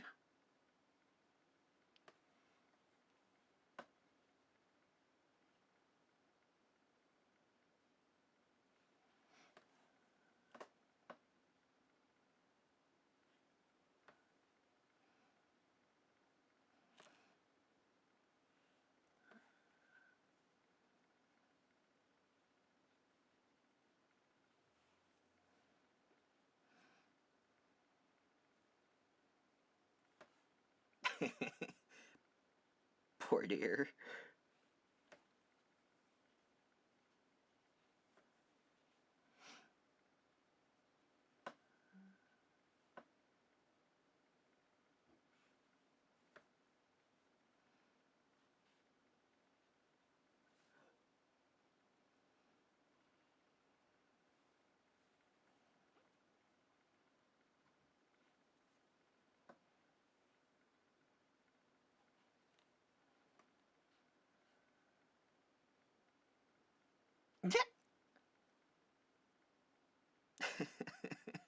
You wanted to watch from a high point in case any, I don't know, mice are in the room or something. We're gonna get a cat tower for ours soon because they haven't had one, and it's something we've always been wanting to get them. But we also have a very small apartment, so it's kind of hard putting that in a place that would be accessible to them without blocking all my shit, because I have all my beadwork draped everywhere. I've got 2 of my seed bead shoe organizers on the corners, like 1 on each side. So how we got up there. Oof. New England weather, am I right?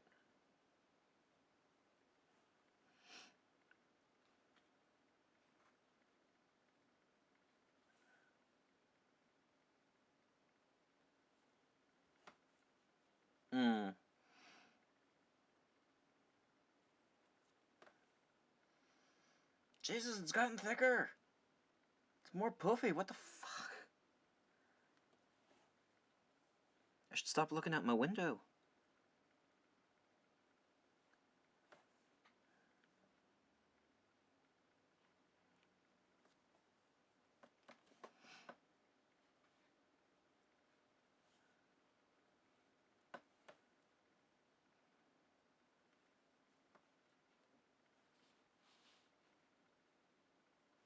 Space around a door?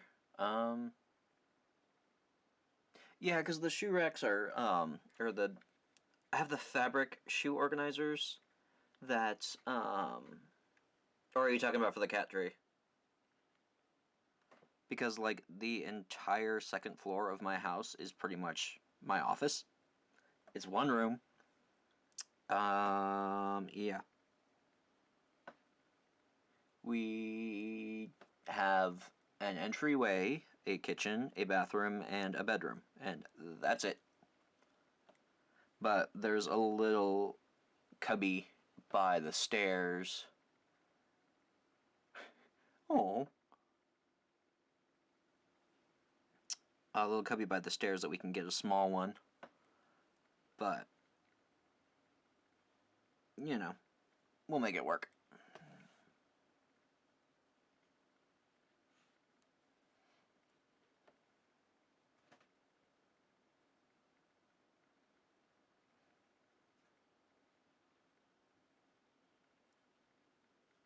So the only doors we have are in the bathroom, the bedroom, and my closets up here. One of them is taken up by seed beads. The other one contains my, basically my chemicals, so I don't want them near, that.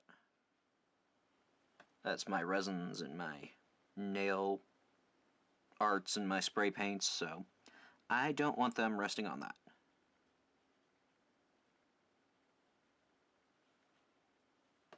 Catify the space. I would love to, but we have no room.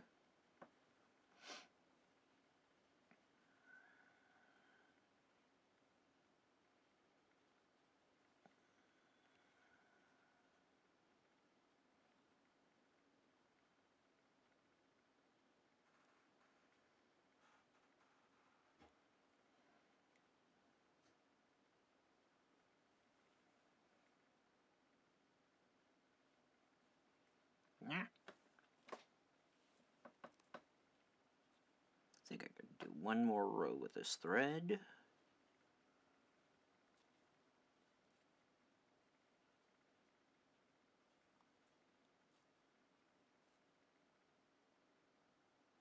Provided I can thread the damn needle.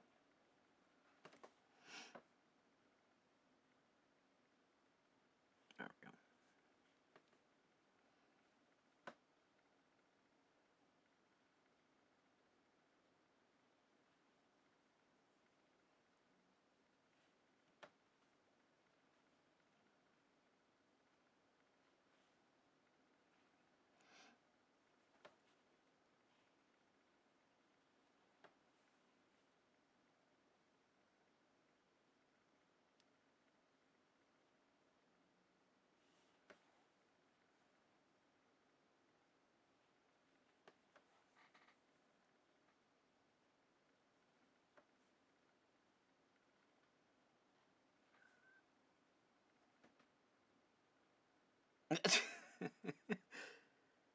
You wake up and there's just a maunch taken out of one.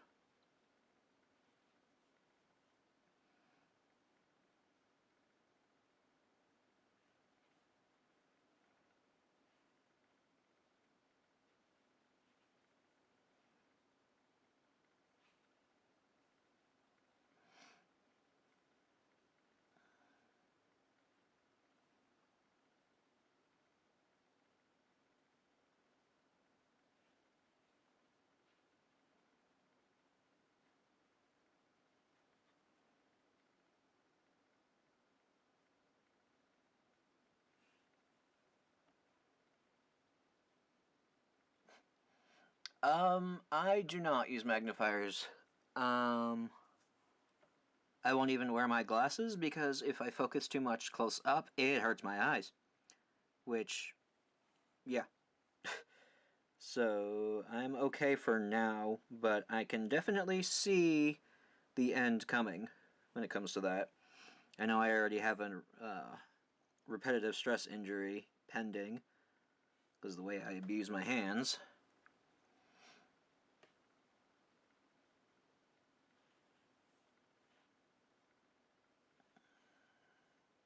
Ooh! I would love to get more into planting. I've got my little succulent terrariums, but if ever I move to a new place, I want to have a veggie garden. Because growing veggies are a lot easier than a lot of flowers that are very finicky. Alright, I think I'm calling it quits on this thread.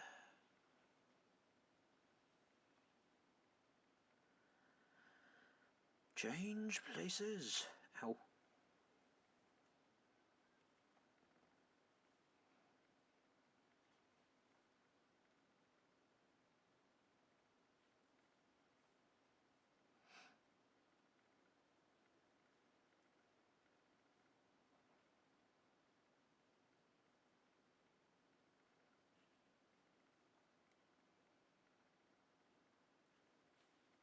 There we go. Getting there.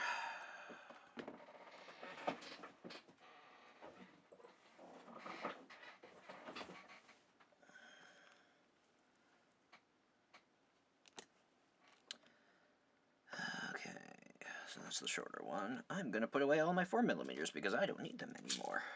Hooray! There's one. There's one. I guess that's all. Well, that wasn't much help with cleanup.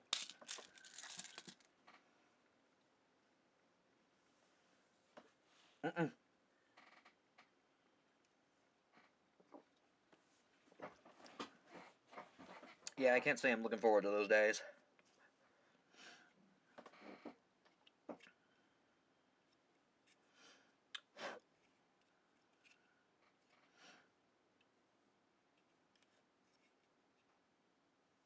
Oof.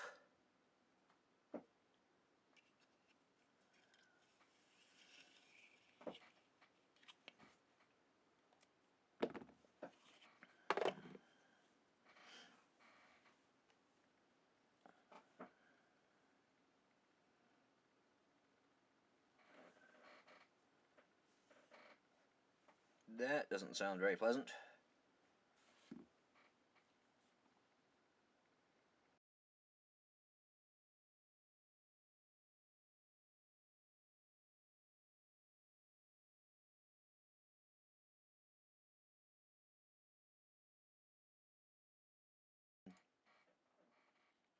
Yeah. That was going on this one.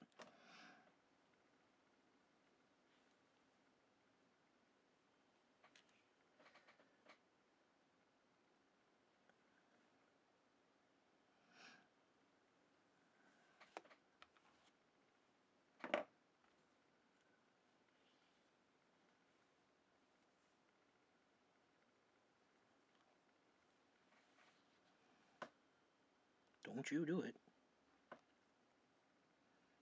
There we go.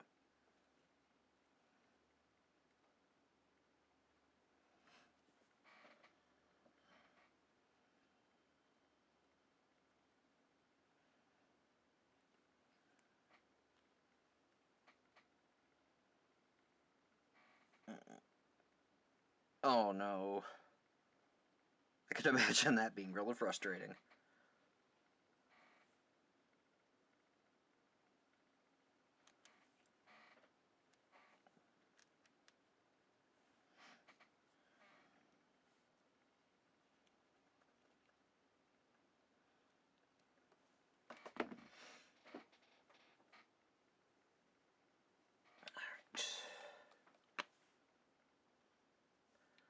Running out of time, but I'm gonna finish this damn thing.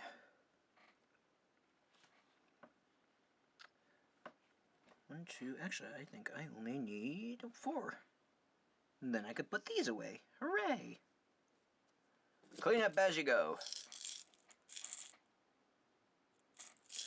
Or shine a flashlight.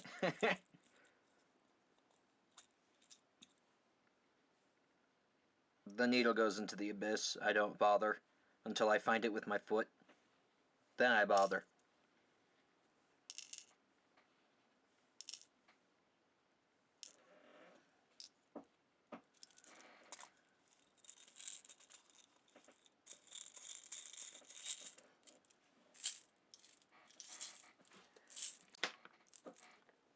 Now that can go away back in its home. Oh, damn it, I found a 4mm.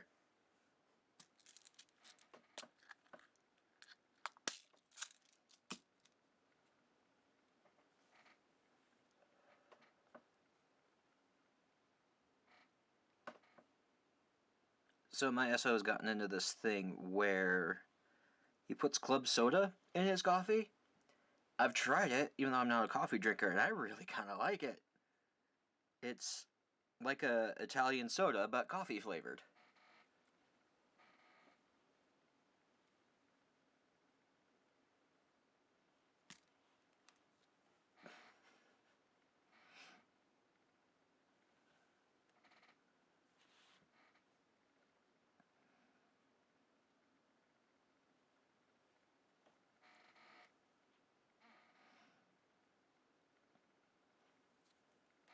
Yeah, it's kind of interesting.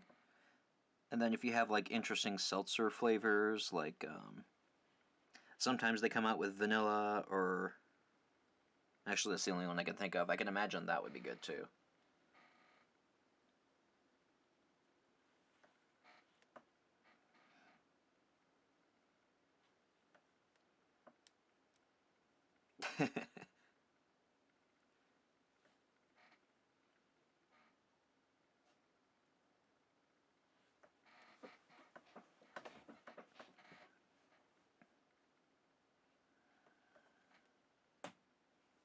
Ow. I don't know if you heard that. That was my knee. Yeah. Oh! I like polars. Is that out now? Is that like one of their winter flavors? Because... Oh, I've heard of ginger.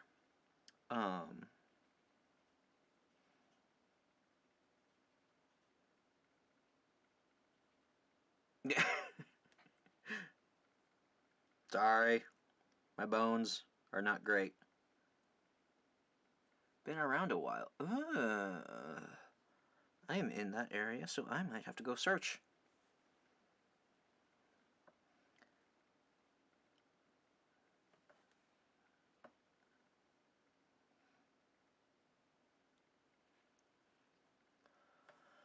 Because I used to mix my seltzers with my juice because juice is very, very sweet to me. Yeah. I might have to go find that. And they would have awesome seasonal flavors. Like I've got a stash of pineapple lemonade, which is one of my favorites. I like their winter flavors because they're usually like cranberry and something else. So it adds a nice flavor to it. Now I put them in my powdered Powerade mix because the bottles that we were racking up just gets kind of obnoxious. But the powdered mix does not taste like the bottled, so it's kind of gross. So I have to mix another flavor in it to make it palatable.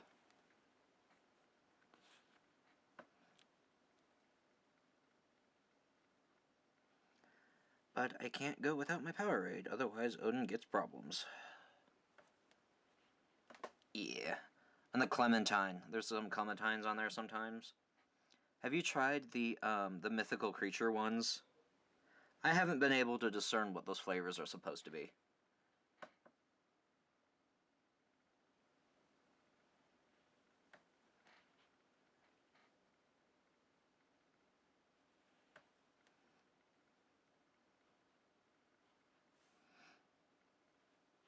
I can't drink them straight though. Like I don't understand people who can. Like I get nothing. I get no flavor and I get nothing but salt. Did they have I have new? They had like mermaid tears, something about a yeti, something about a unicorn. Now they came with a dragon and fairy one, so I don't know what those. Bum, bum, bum. Those flavors. I know they tend to be on the more sugary side, the more sweet flavored ones, but no.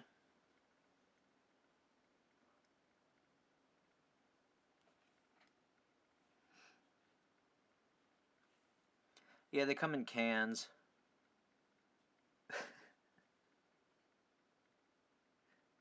Yeah, we like our flavors over here.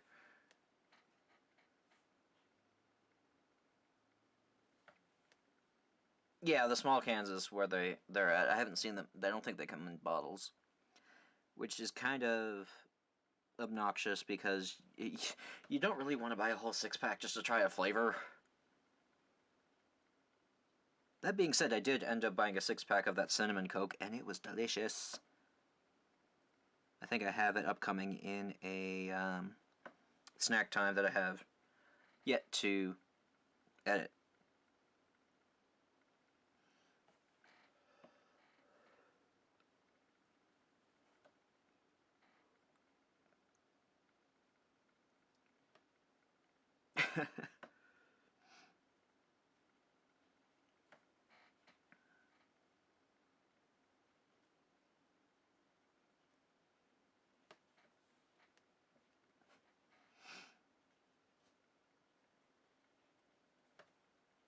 That sounds familiar. That would actually make a lot of sense when I was thinking about clementines and cranberries.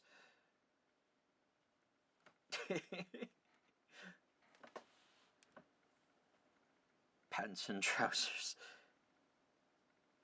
A biro for a pen. What else do I know?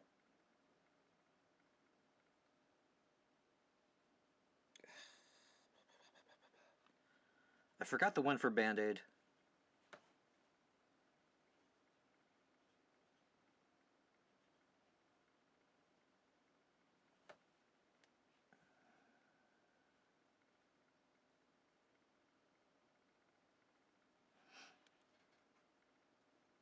Blasters, yes.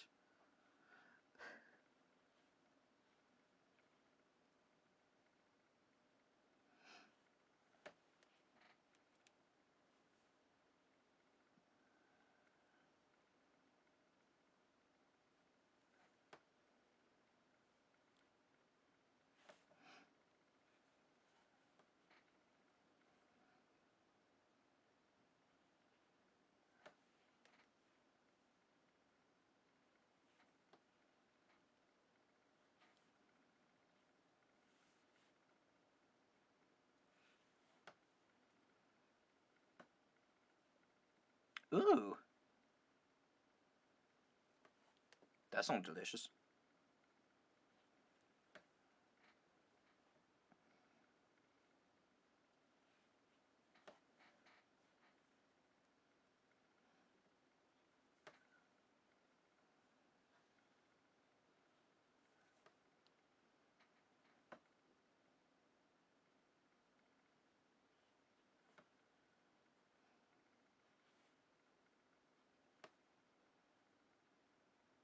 Kool-Aid.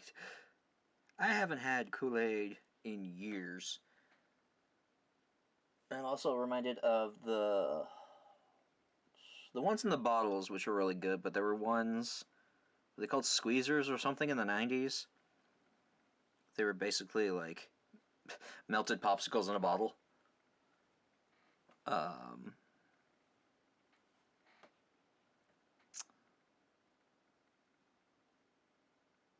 Yeah, they had fruit squeezers is what I'm coming to my head.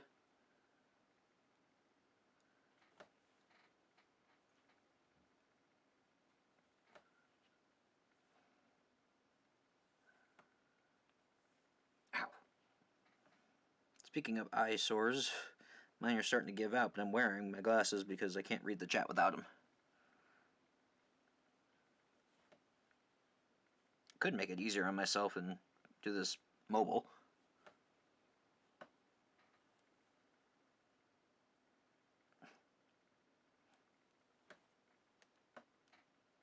Yep, it's a very specialized local thing. That's not the words that I want, but that's the words that are coming out at the moment.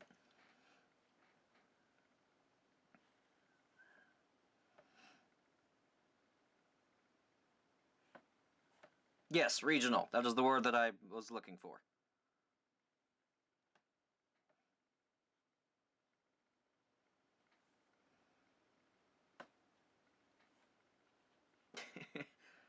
It's very repetitive and very relaxing to do, and it doesn't bore me because of all of the variations of the beads.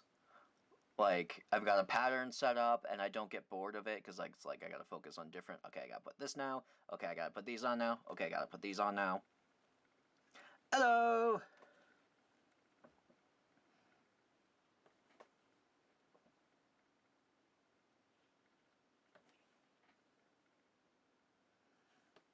It's kind of like a trance.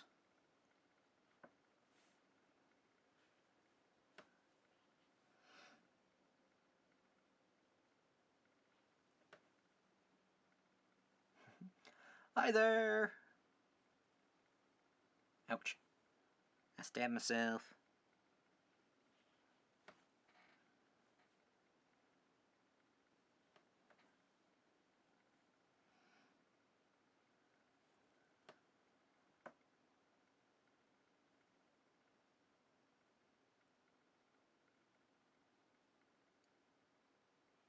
Yeah.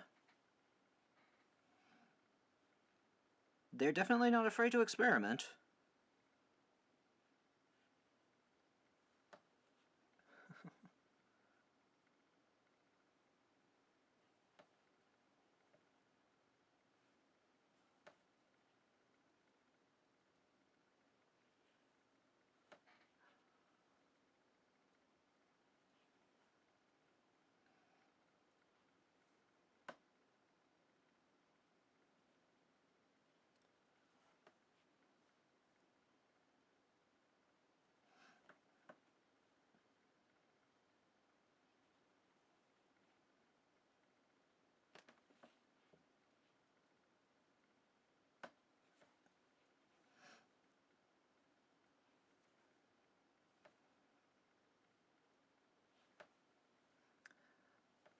Although in terms of soda flavors, the one thing I got really excited about was when they brought Squirt up here.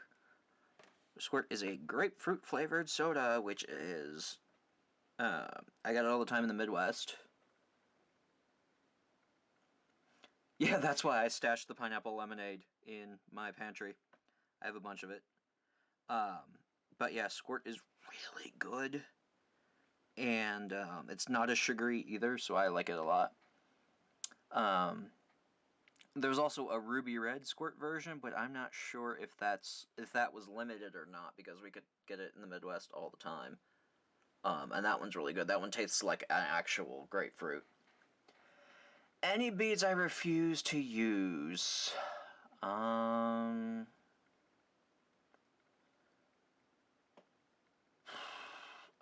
Probably Paisley Duos, because as I have Paisley Duos here, it's just a lot about aesthetic, really, and I don't. There's like no definition to Paisley Duos, at least in my opinion. Um, yeah, converse to Zolly Duos. I really love working with Zolly Duos because they just add so much to a design. What else?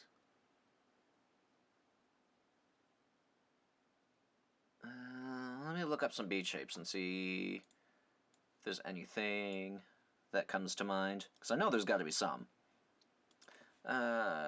Bead shapes.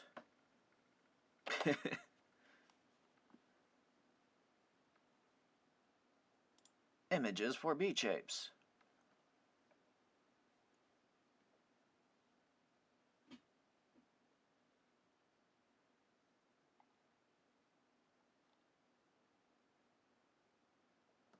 Well, there's Tilas I don't use a lot, and the half Tilas and the quarter Tilas, mostly because they're very sharp. Ooh, that does sound amazing. Passion fruit is like my favorite of pretty much most flavors. Oh, here's a good chart. I don't like the half moons very much, or the Emmas. Anything that I can't really imagine. Yeah, cheap seed beads definitely, because they're not well cut. I'll use them for embroidery, because you can make a nice gap out of them.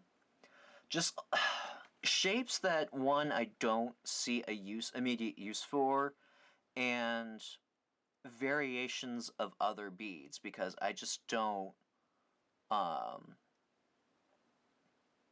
like, I don't buy a lot in my. I have to be really choosy with what I buy.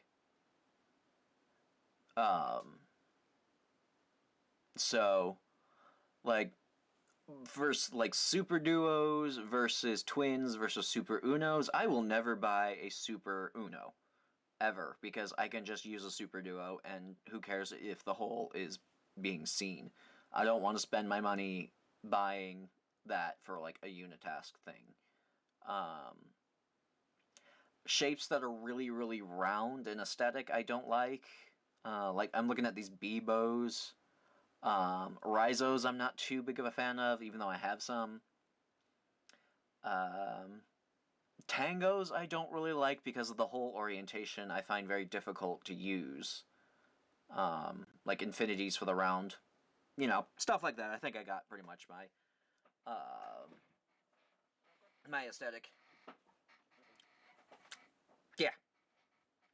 Yeah, I'm kind of hungry too. But I want to finish this piece before I go out and venturing for food. Because I'm going to finish this damn piece. Where am I at now? After that is Super Duos. Nice.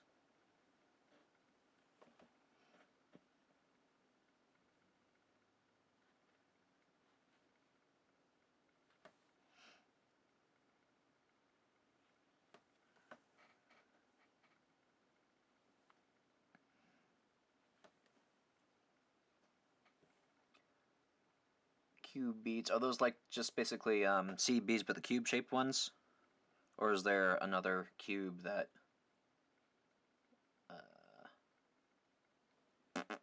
that shows up? Yeah, I don't like the parpokas. They're very large and they occupy a lot of a design. I'm just not a fan of that. And the whole orientations is also kind of hard to work with.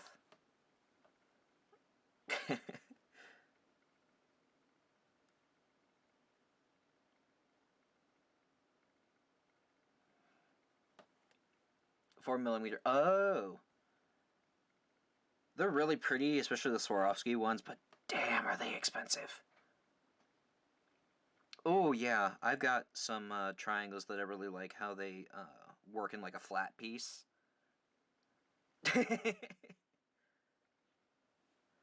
But yeah, in a flat cuff or something like that, they look really nice.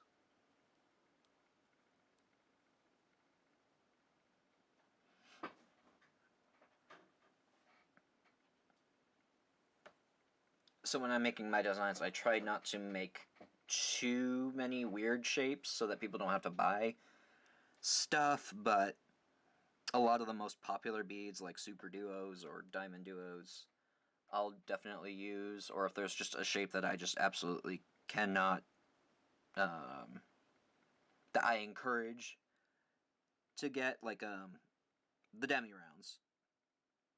Why do I keep doing this? There we go. Just really versatile beads that, you know. It is 4:30 p.m. Over here. So I think there's like a 5-hour difference.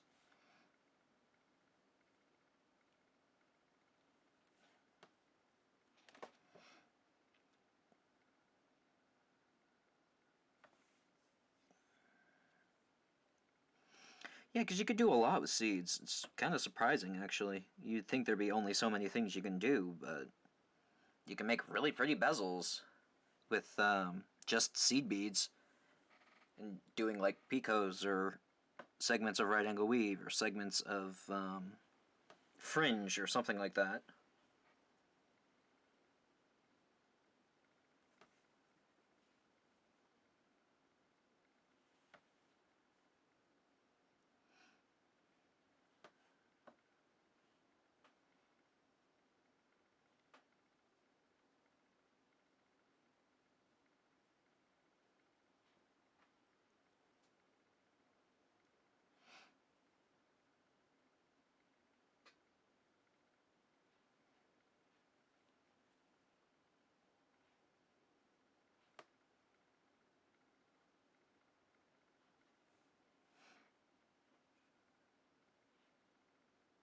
Did I skip a bead?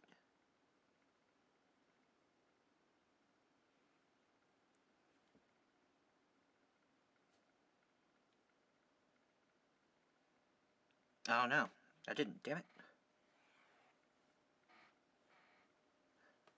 Yeah, especially when you get into the trouble of, like, buying every color of a single bead.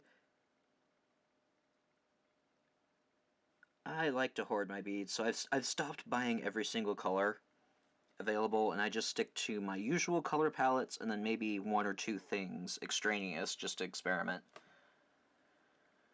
Bicones are expensive, but you can find deals and discounts on them, which is like whenever there's a sale, I will go after them.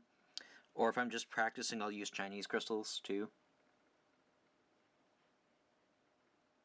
Oh yeah, I do miss. I have a lot of the mixes that were in AC Moore's shop because they would have specials where they were like $3 for that giant tube, and I'm like, oh yes, please. Oh, that sounds pretty. But sadly, I will not be able to do that anymore. But damn, it's really piling on. Shit.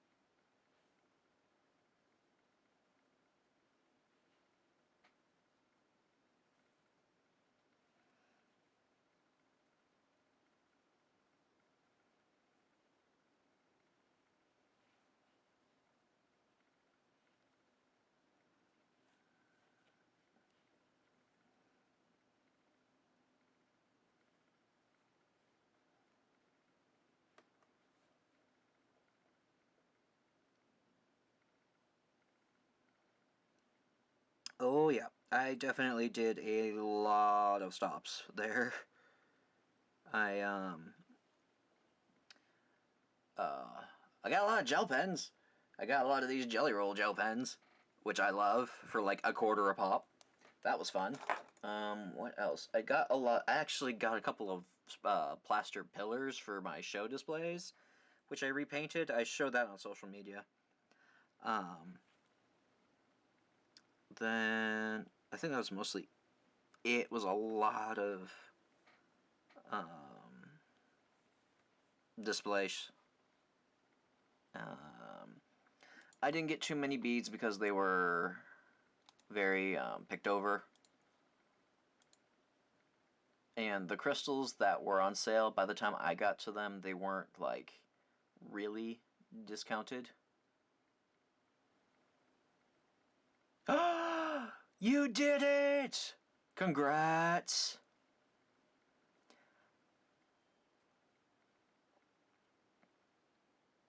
Yeah, I don't know. I don't usually buy my seed beads for the craft store from the craft stores. They don't have. I generally don't buy beads in general at the craft store because I don't really like them. um, yeah. If anything, I'll buy storage containers or like display stuff or whatever other crafts that I'm working on.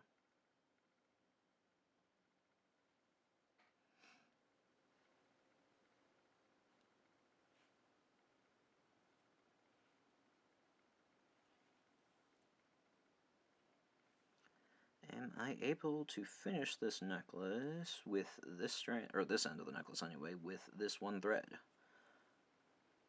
I don't believe so. So I am making that necklace from the beads that we picked out, y'all picked out last stream, and I made the long bits to go with this charm at the end of it. So I'm probably going to sell this one, because while it's cute, it's not particularly my aesthetic. And then I'm going to do another cubic right angle weave with my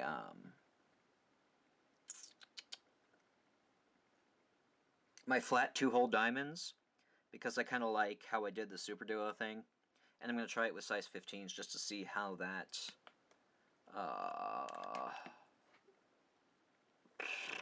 see how that works with 15s instead of 11s.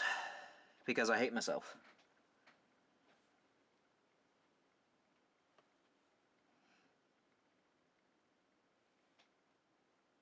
Yes, it is... I don't know what this is. This is from Mill Hill Beads, which I got from a friend. So I don't know what they are. It's like a transparent purple color lined with another purple. So, it's cute. And they're very functional.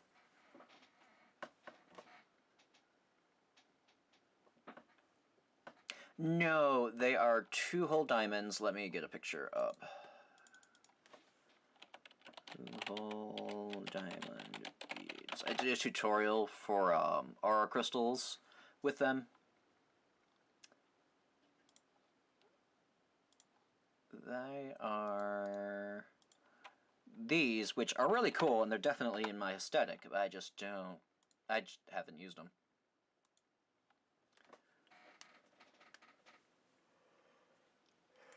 Oh, man.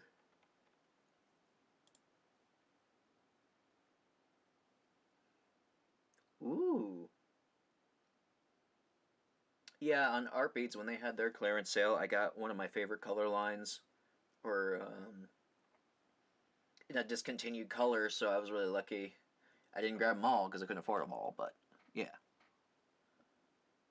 I don't remember where it's at. It's like emerald, teal-lined emerald from Toho, and that color's discontinued, so...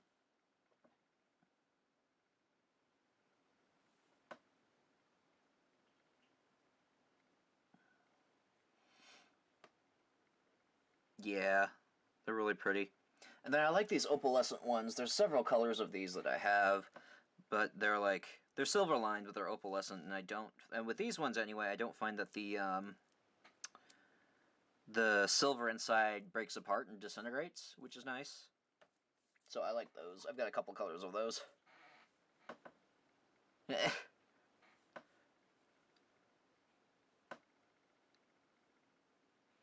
see.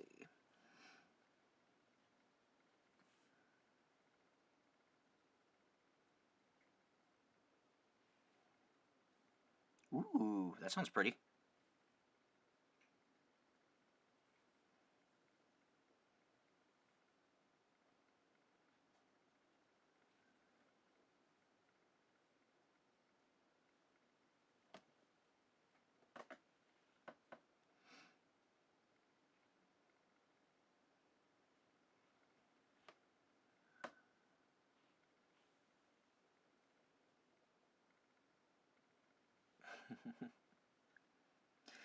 Yeah, I just had to buy new ones because I'm almost out of 12s.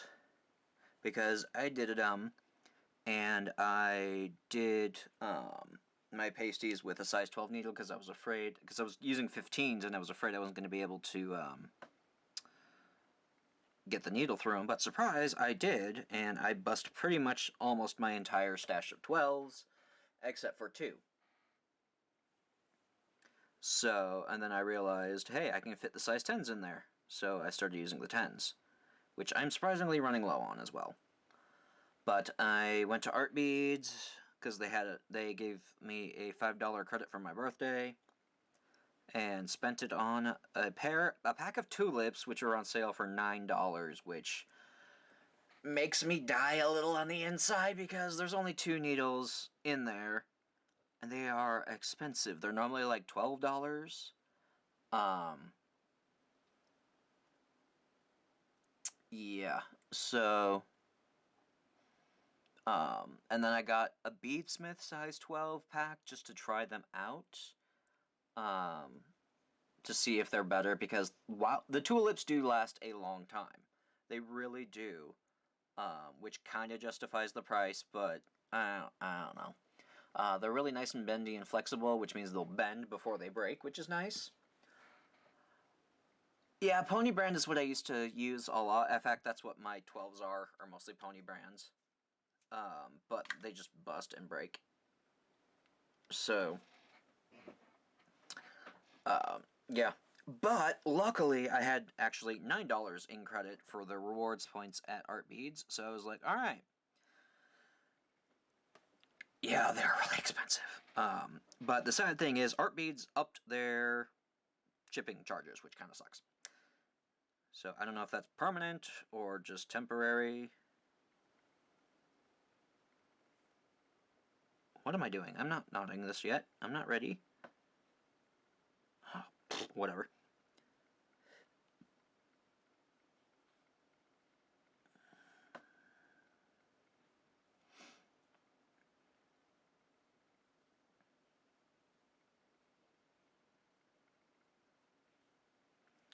But the tulips that I had lasted for quite a lot of months actually, until I lost one of them, and then the eye was too squished, so I couldn't thread anything with them. I haven't tried curve needles for beading. I've done it for sewing and leather work, and they're kind of nice. But I'm kind of clumsy, so I would probably stab myself a lot with those.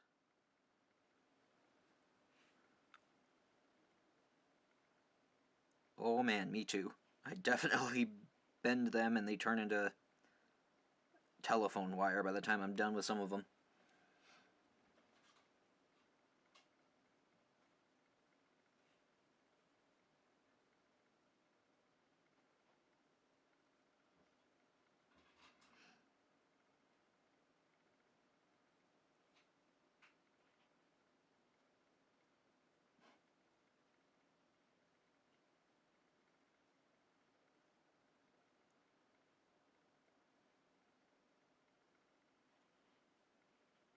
Yeah, it's not fun to step on.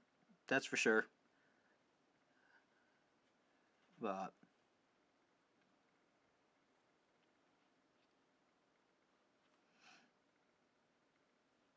we bleed for our craft.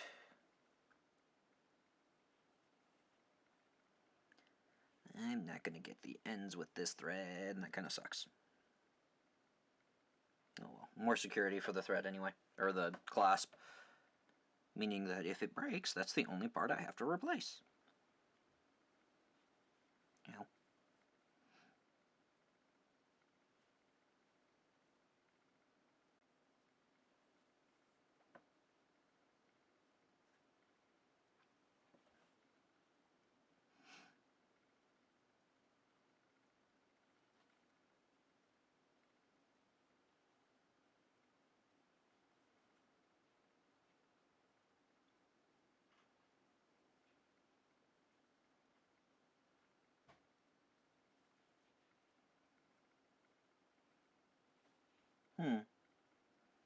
Might have to look into those.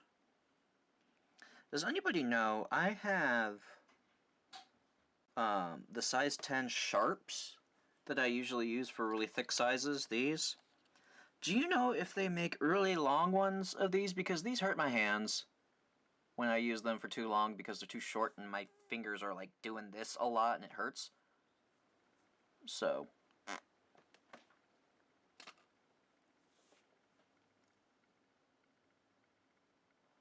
Ugh, that doesn't look like fun.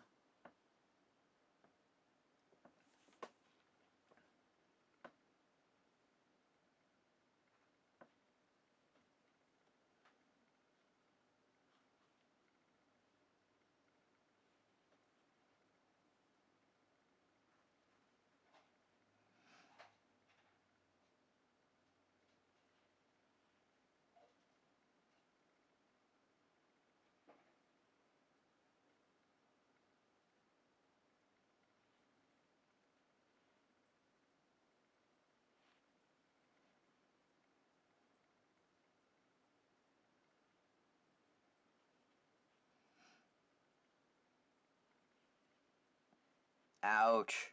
Ouch, ouch, ouch.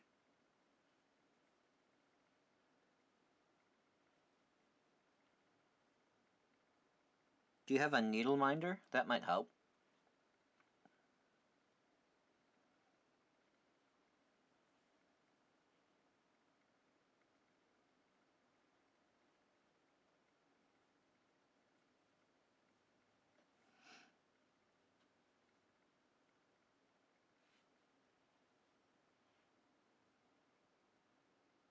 Core.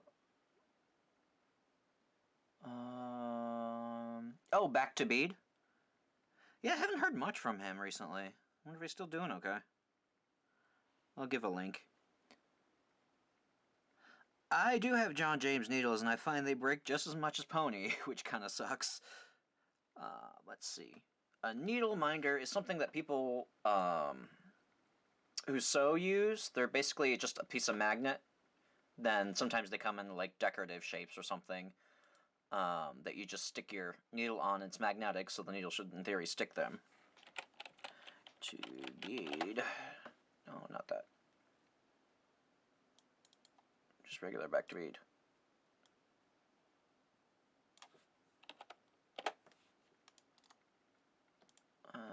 Where's my chat at?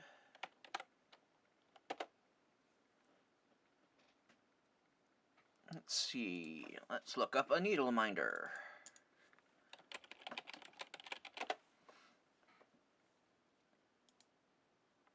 You can find some really cute ones on Etsy.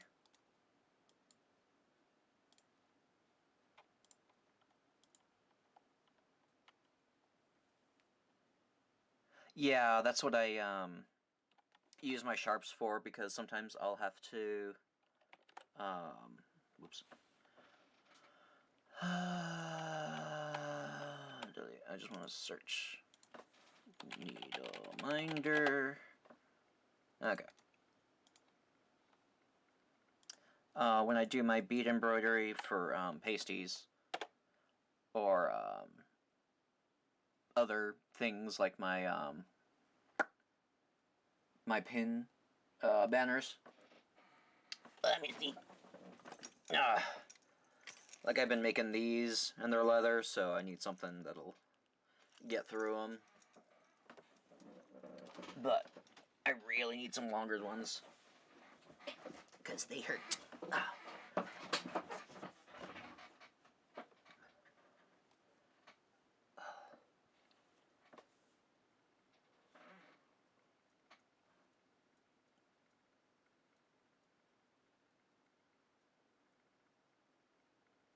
I had a sticky bead mat once, and I couldn't stand the texture, the feel of it. I was like, I can't do that. But that is an option to stick needles to.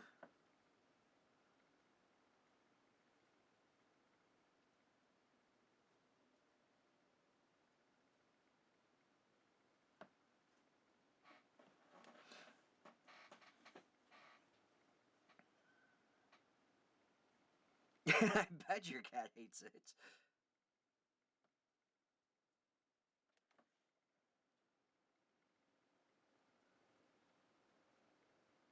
Yeah. I wonder if just like a regular sewing needle would work. Because I need something thick to get through those layers. But you would think they make longer sharps. Like, I don't see the reason for the tiny ones.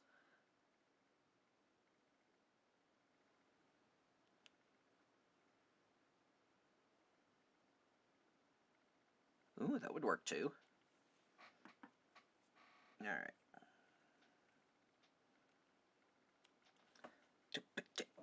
Come here. There. Alright. That strand is almost completed. I just need to add the 6mm and the clasp to that section. Now I gotta finish this pattern.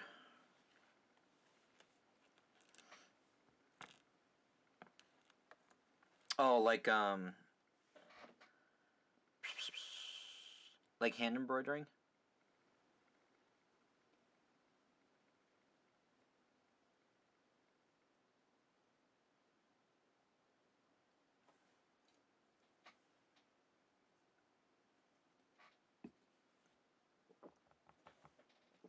What was I doing? I was cutting another thread. That's what I was doing.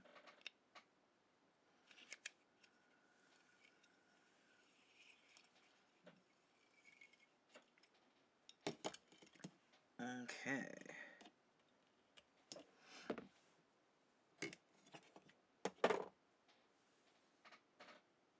I don't think I cut a long enough thread, cord, but we're gonna go for it anyway.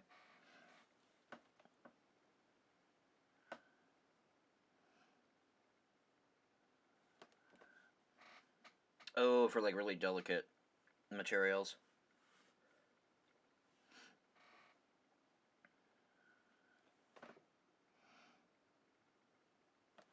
I'm all the way over here.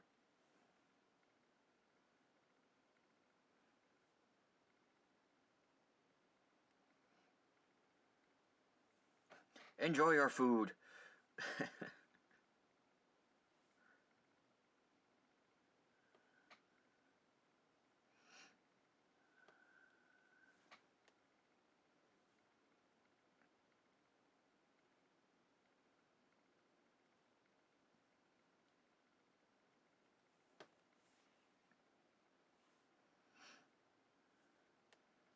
I don't know, maybe I'll check out the sewing section or the tapestry section.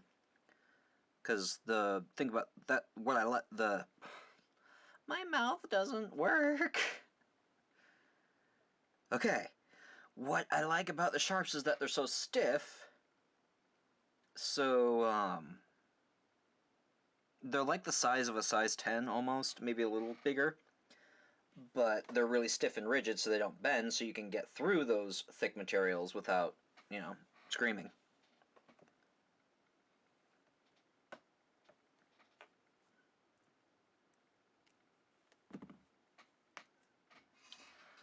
I'm sure Tulip does. I think they have a whole line in the sewing section. It's just whenever I can get to a craft store again, I can actually look.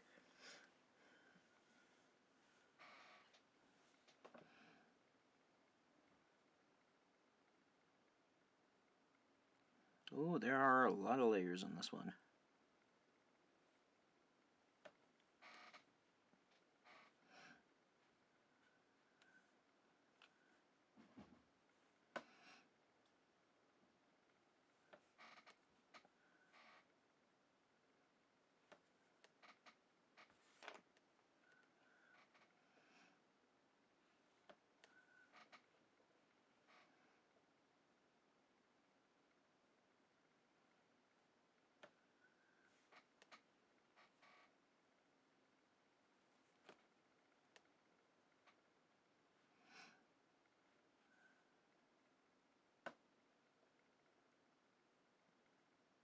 Yeah, I think so.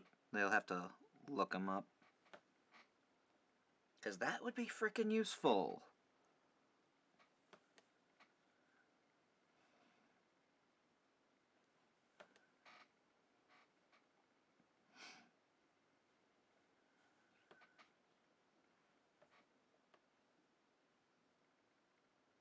Oh, okay. There's an idea.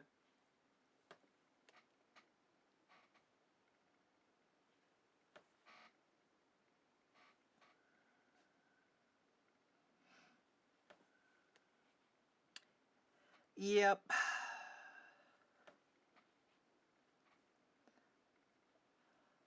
That will happen.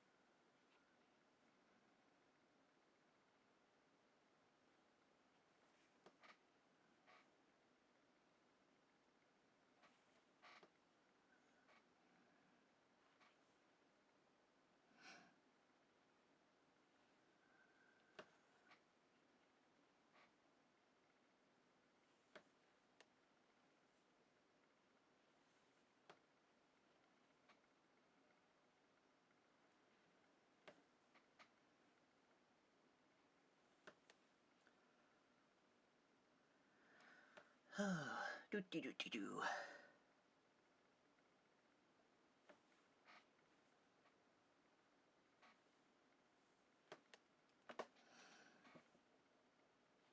We're getting there. Near the final stretch. I can feel it.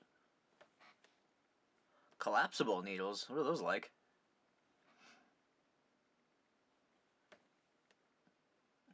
Hell yeah, chicken pot pie.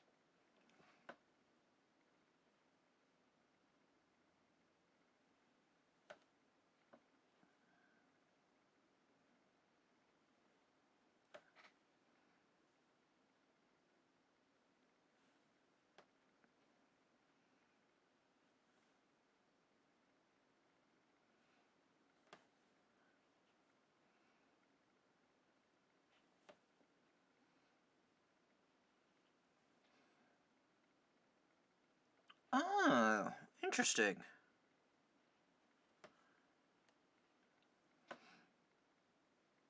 So what didn't you like about him?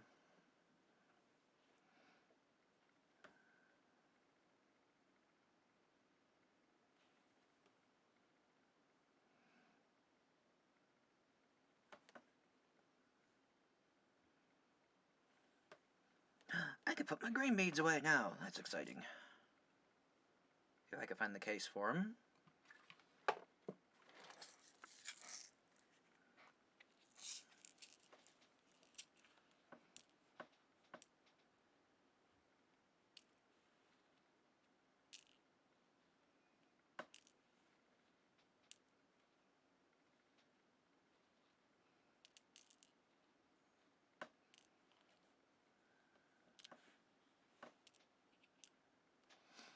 Too flexible.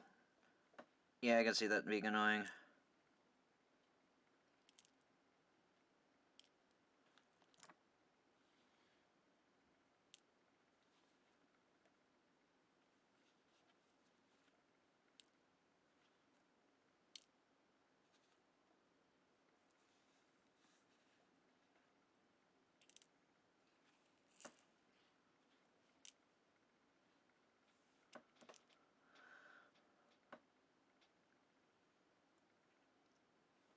£5 for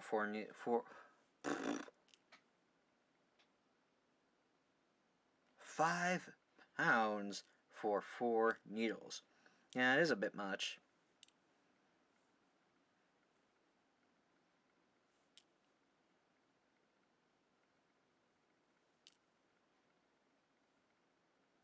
And I've done worse with the tulips.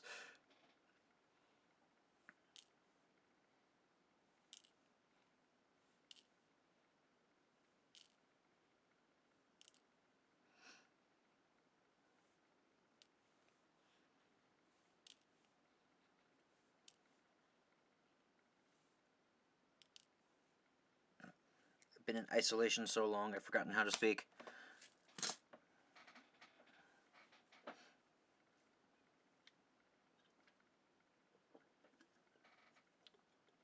Yeah, I don't like the big eyes at all. I stab myself way too much. I feel you there.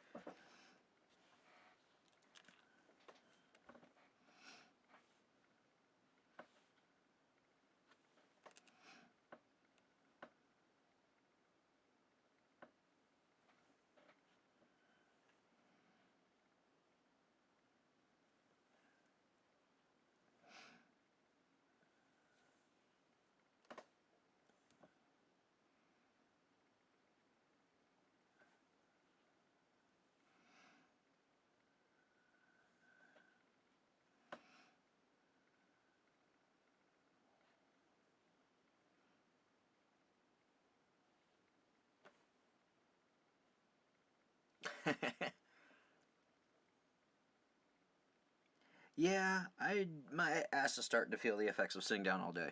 So, I'm trying to work as fast as possible so I can get up.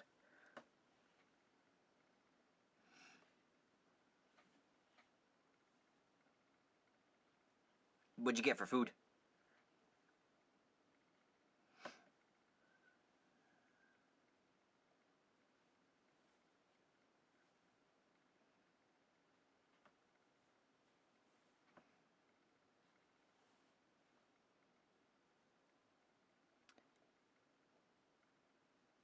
Oh, yeah, I can imagine that's not fun at all for birthdays.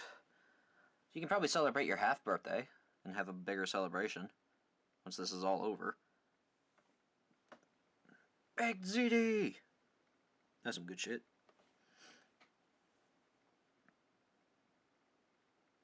I have a leftover tomato-based curry that I'm gonna eat.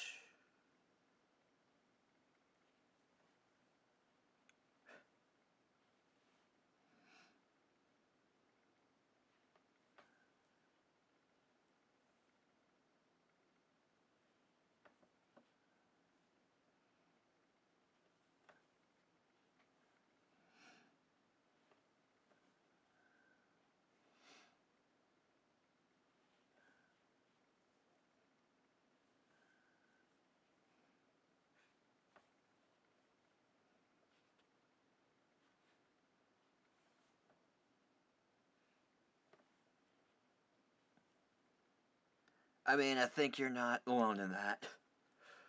I think everybody will be celebrating and doing a lot of things they couldn't do. And then, it'll probably be like Christmas crowds, if I'm being pessimistic. Ooh. Nice. That has some benefits.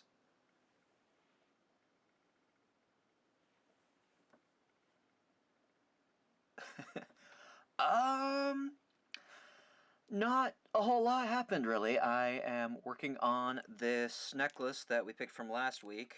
All the beads on there. I've got this to go with this key pendant, and I'm just about finishing up on it, which is exciting. I did a small, quick tutorial on the cubic right angle weave, which is on the 25-minute mark about, if you want some of a refresher. That, yeah, if you need a refresher on cubic right angle weave or something, I did a little quick demonstration of that. But other than that, we've been chilling, and we've been working on the cubic over here. Thank you. Oh, I know, right? A good thing to do, though, especially for small family-owned restaurants and things, buy gift certificates to them, because they can't get as much support now. So that's something to help. I love me some curry. There's a lot of Indian restaurants we go to. I like any kind of curry. I love Thai, I love Japanese, I love Indian. It's so good.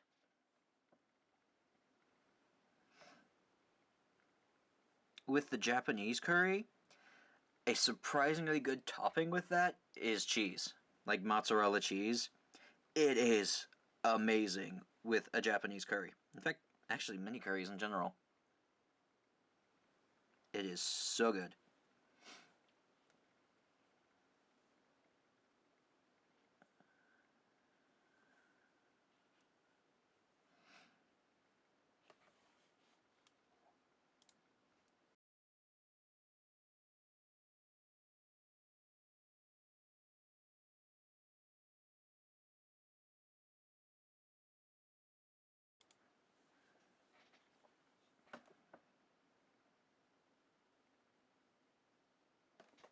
Ooh.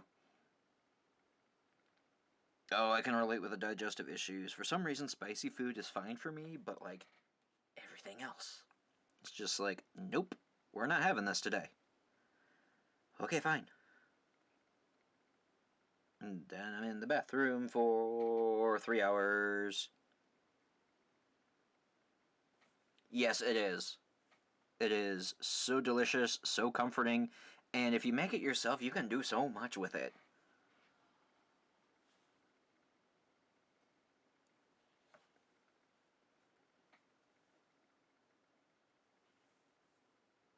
Yes! Try it. You will love it. Well, if you like cheese. But for some, like, I don't know how I discovered that, but I was like, you know what? I want to put cheese in my curry this time. And that's what happened, and it's really good.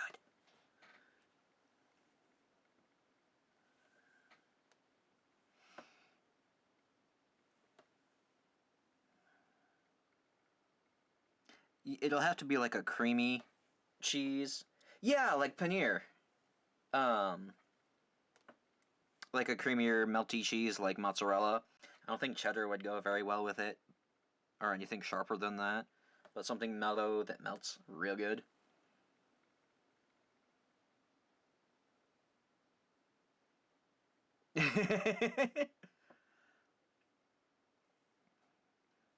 Yeah, we have to kind of clarify, okay, how hot is hot? But I can't do too hot. Yeah. What do you mean do I get weird looks? Do I get weird looks when yeah, like what context? Like when I go out? Cuz yeah, I do cuz the way I dress. Stupid hot. I've had the Korean fire noodles once. that everybody used to post about on all over YouTube. And they're a different flavor. I wasn't partial to them because they're very sweet. I don't like really sweet. At least you trust. I mean, yeah. Like it was a very sweet raw flavor, which I'm not partial to, and the spice level itself wasn't too bad. It was just very long. Oh, when you put cheese on curry, I don't know. I eat it in my own house. So, oh, a nice place out. No, because they don't offer cheese. So, unless I order a paneer, which has cheese in it already. So, Korean ramen. That's where I was going. But yeah, it's just a very long, slow burn. It's not too spicy. Like, I think the Nong Shim ramen, the black and red that you can get, yeah, Walmart has it. The Nong Shim black and red. That one is spicier, but it's just like a quick punch.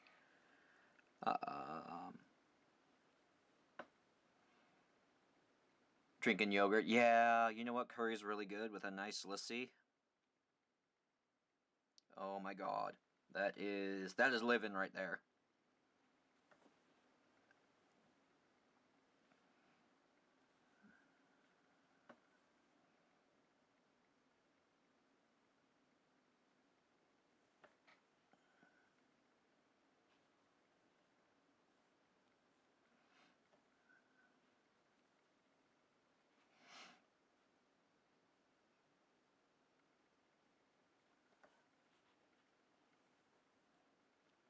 Ooh.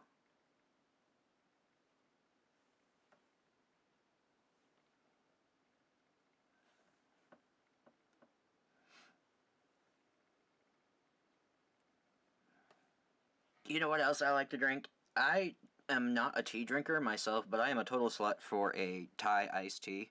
The red kind with like the really, really colorful dyed stuff and then the condensed milk on the top of it. That's really good.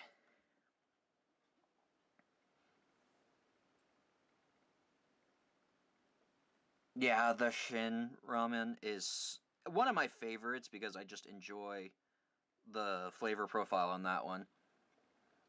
Hot sauce can help with a cold. I can picture that because it definitely clears your sinuses.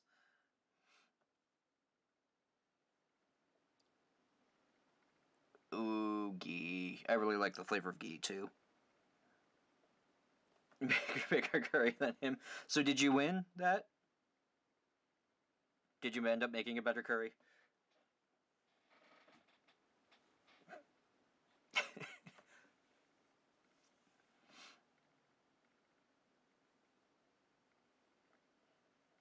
Oh no, because it's like you know what you want, but you look for the menu for something that sounds vaguely similar, but the descriptions are pretty much very similar. So you're like, I want that thing.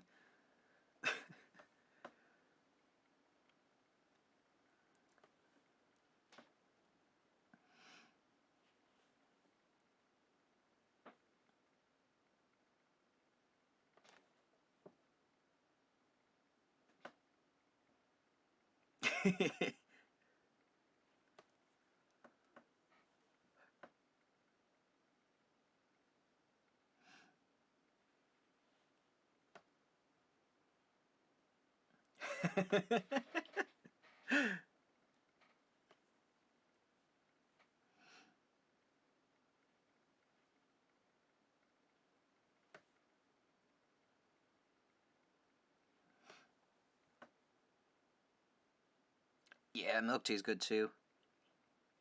I like boba too. Boba tea is awesome. There is this place down in the city that is basically like a boba bar. You make a customized whatever you want.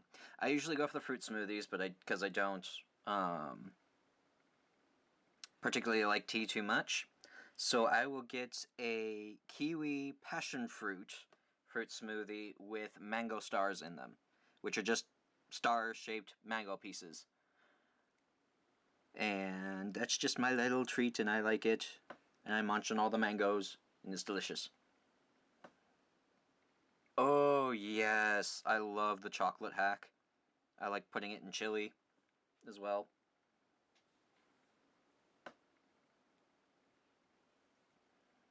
Got more curry, and we have some deer meat left over. I might, like...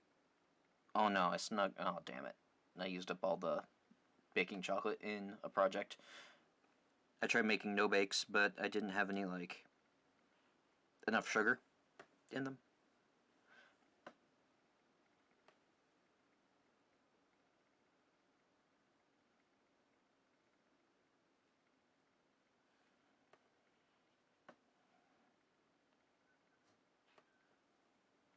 I think coffee, too, can do that.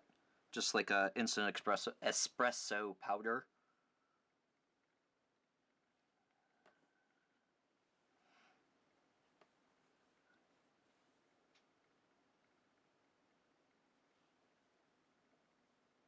Yes, I have. I really love that combination myself. Chili just adds a really, really nice flavor to it.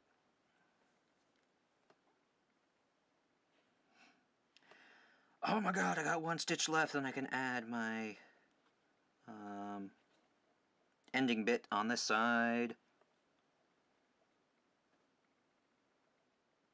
Okay.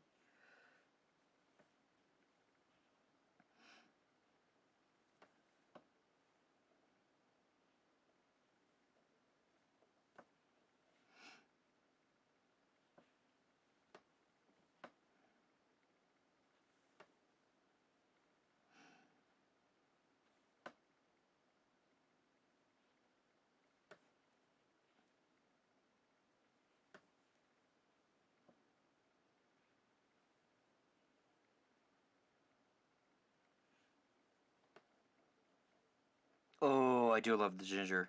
I've had one of those too. Oh my god, that's so good. Aw, don't be sad. You can also, it's gonna post later on when it's over too, so if you missed any bits, you can definitely catch up on it. So, I will stream again too, because I kind of enjoy doing this, because I don't have to edit anything.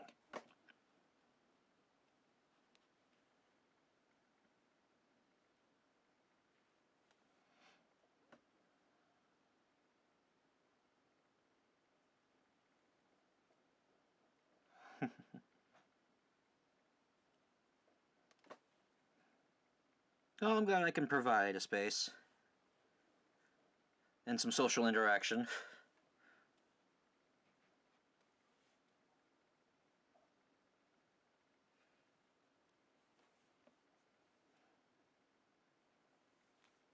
Don't you dare unthread on me.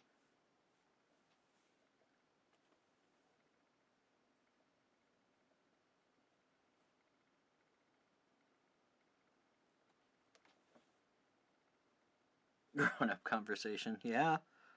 Very true.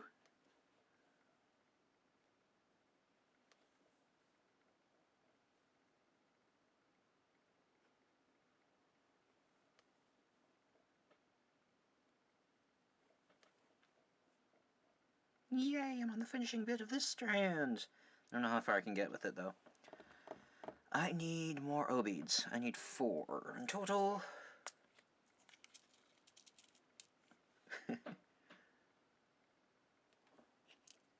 Four. Hooray! Okay. That one has a really tight hole. I'm not sure. Yeah, it'll be fine. 2, 1, and one of these. Oh, I'm glad y'all have fun with it. It's also nice to check in with everybody, too.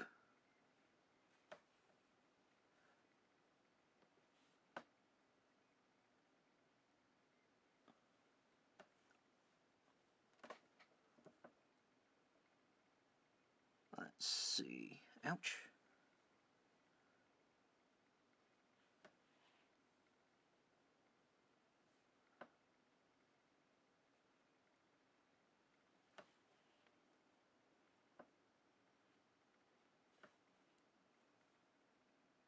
side.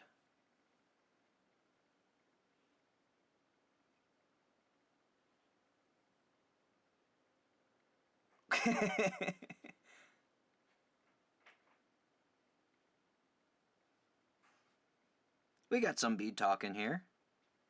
We were talking about bead shapes and pros and cons of some shapes. I haven't had dinner yet, though.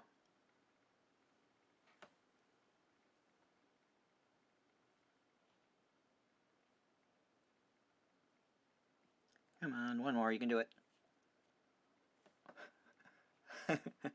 Yeah, do videos. It takes practice, but anybody can really do it. And just ouch.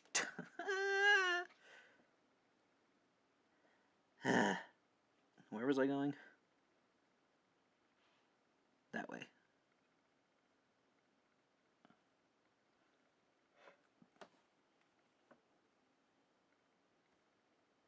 Yeah, I just stabbed myself real good. I'm fine.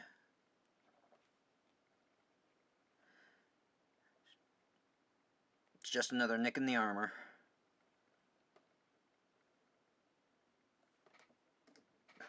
Veteran of beads. Alright, what side is this? I need a plaster. Okay, so what's the front side? This is... So I think I want to put the loop in here.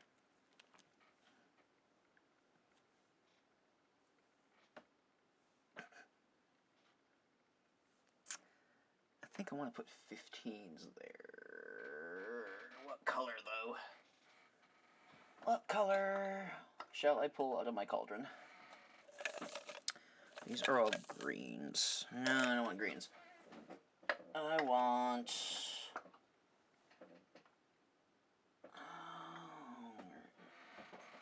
kind of want a purple, but I'll just use silver because I don't feel like digging for some more.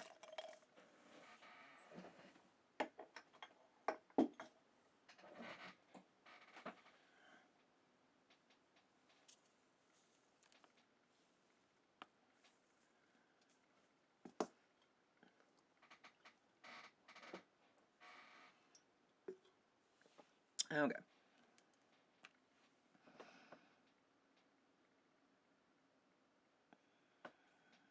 The hole going to be big enough.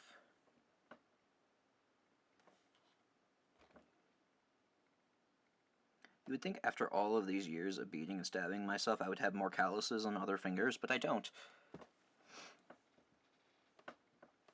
They are, and especially since I use it's using a silver clasp and the charm is silver, I might as well just do that. Let's see.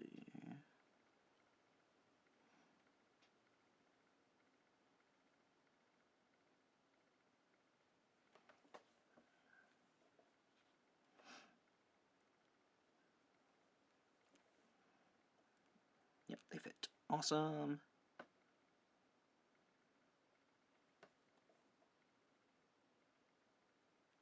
Nice. Perfect.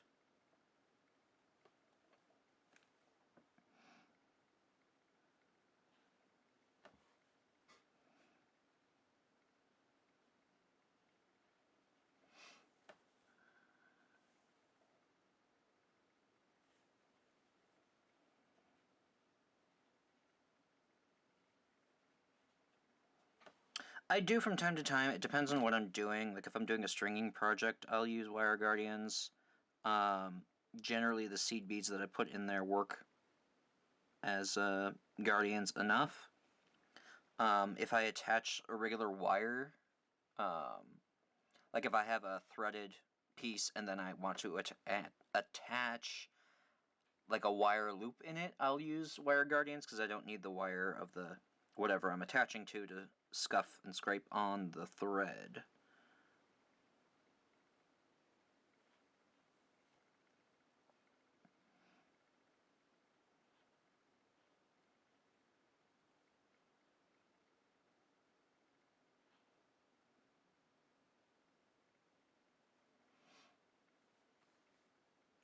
But this thread is amazing. You just saw me do like 3 passes through this, and I'm about to do another one. To knot everything off. And only now I'm feeling a little pressure. Which is awesome!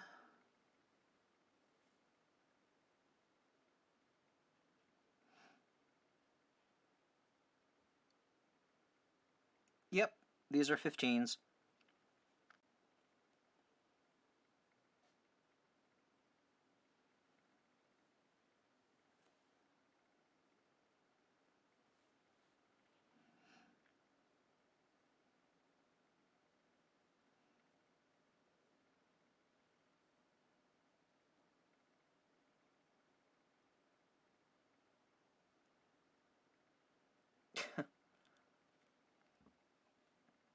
Nope, you get mad calluses with those.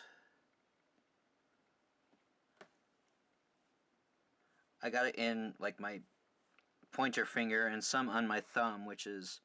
It's kind of gross, but I trimmed them back with a nail clipper.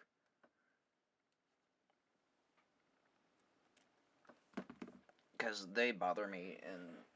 yeah, I don't have feeling in them.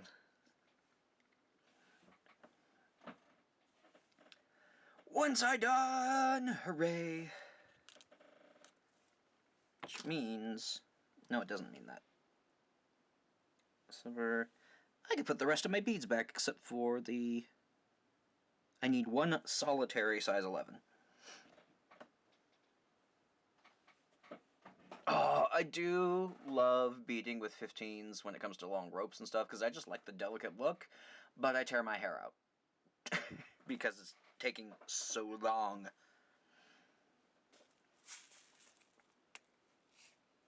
No, I don't need this one yet.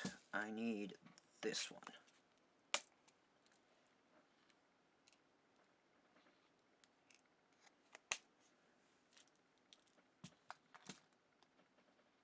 Oh no!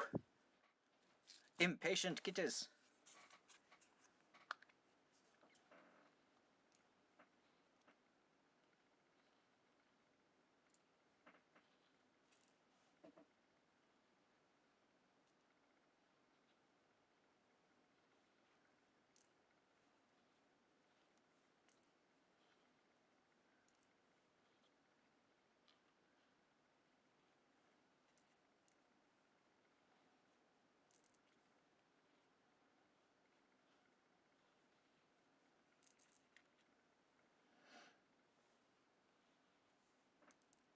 Oof. Weather's crazy out there, isn't it?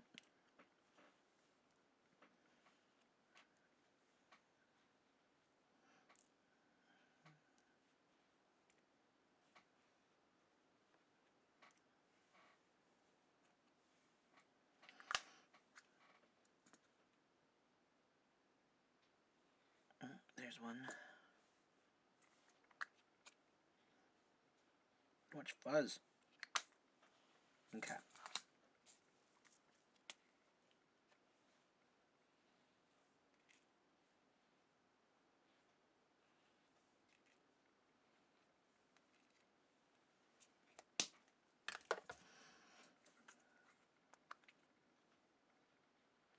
Of course, I can't pick them all up when I see them. Okay. I'm only gonna need a little bit of thread for this.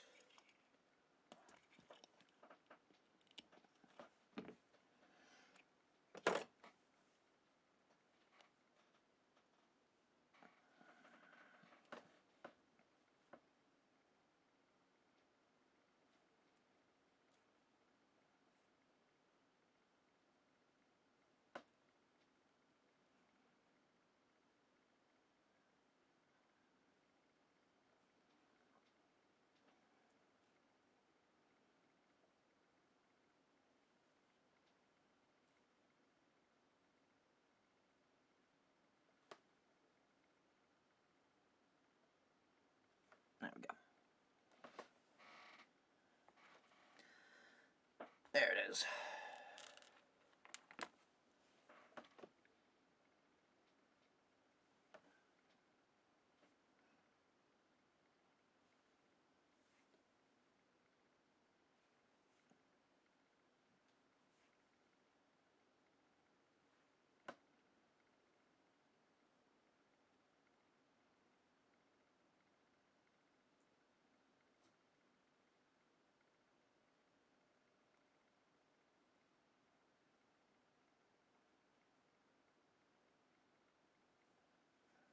Yeah, I think it'll work out. Maybe it'll sell. I'm hoping it'll sell.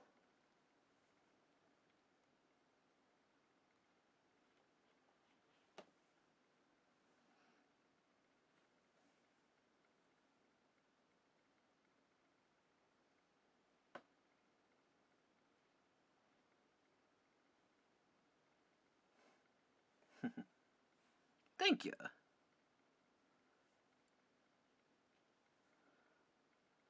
Did I do that loop? Alright, we good. Nip off the tail because it's annoying me.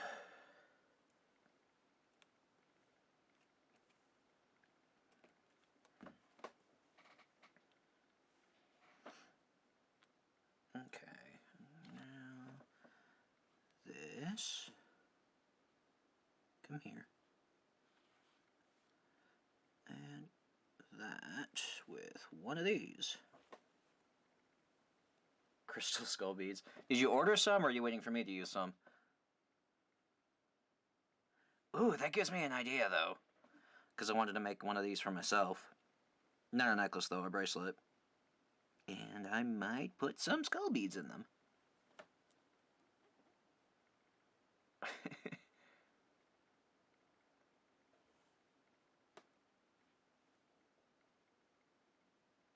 I do. A lot of my stash is purples, greens, bronzes, then some blues, and then silver, black, and red. So that's the color palette that I tend to stick with because of it's cheaper for me, and I don't have to keep buying shit when I run out.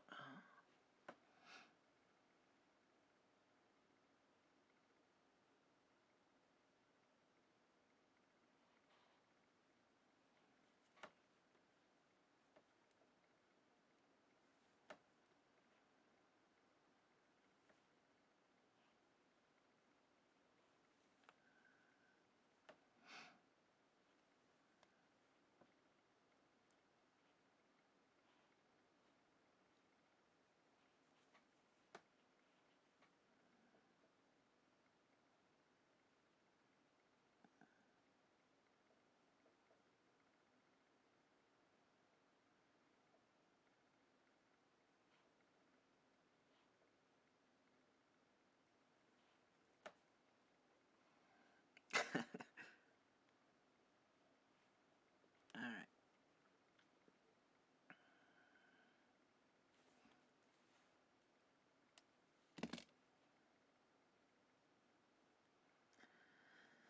Come on, just once more. Thank you. There we go.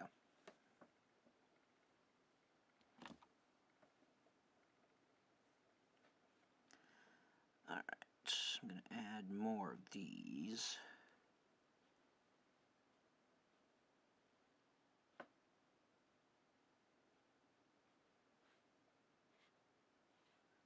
I think that might be enough.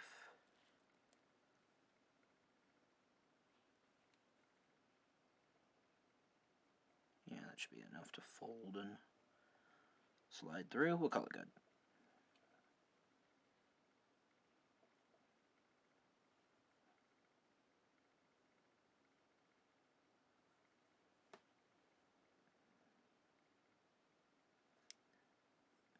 Two, three, four. Go with 6. Skip 7 and do the rest.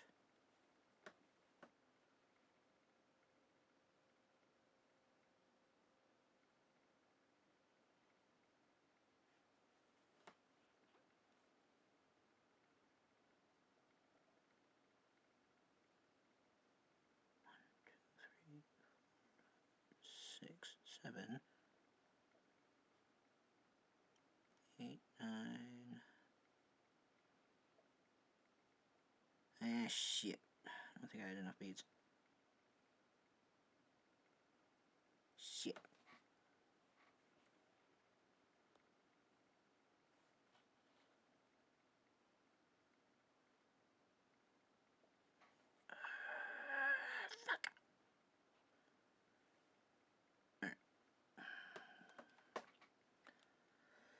I must have miscounted.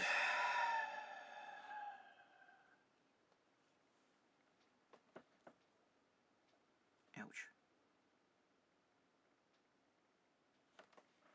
Okay.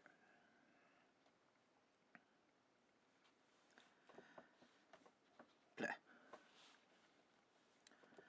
1, 2, 3, 4, 5, 6, 7, 8, 9, 10, 11. I need 2 more.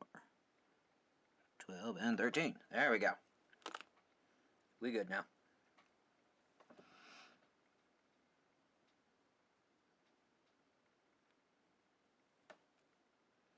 That is very true. I'm getting hungry. 1, 2, 3, 4, 5, 6. I think. Yes, 6.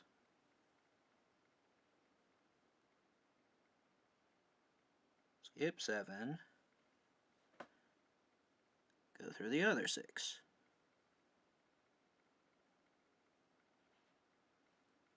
Haha! There, we did it. There we go. It's another pointier tidbit for that to go through instead of having to be round.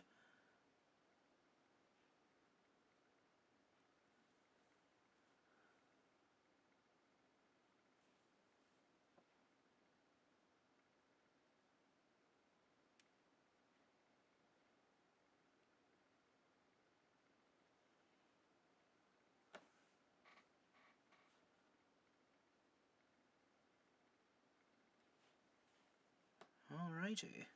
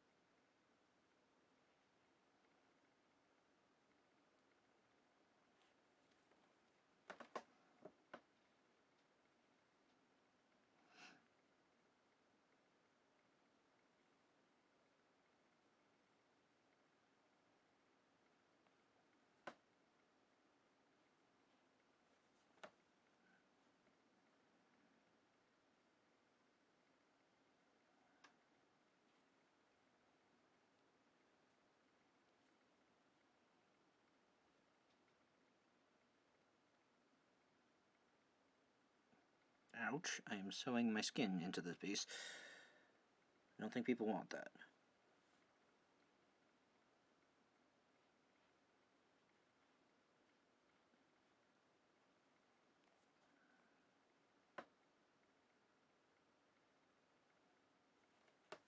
Haha! We're all done! I'll put away these silver beads before I fling them everywhere. I pick it up for now.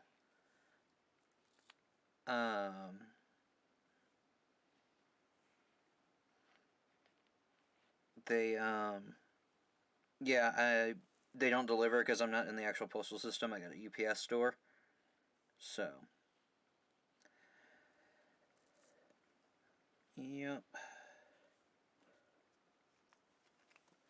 Alrighty, let's bask in this. Let's see. Scroll up a little bit. Let us see if this fits in the clasp. Nice. That clasp works. This thing is very long. Nice. Yep, they contact me. They send me an email if there's anything in my box. Oh boy.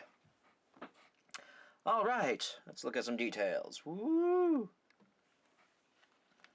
That's the charm. That's the rope. The clasp went around here somewhere. That's the clasp. Sort of. There we go. Woo! Alright. Now what do I do with it?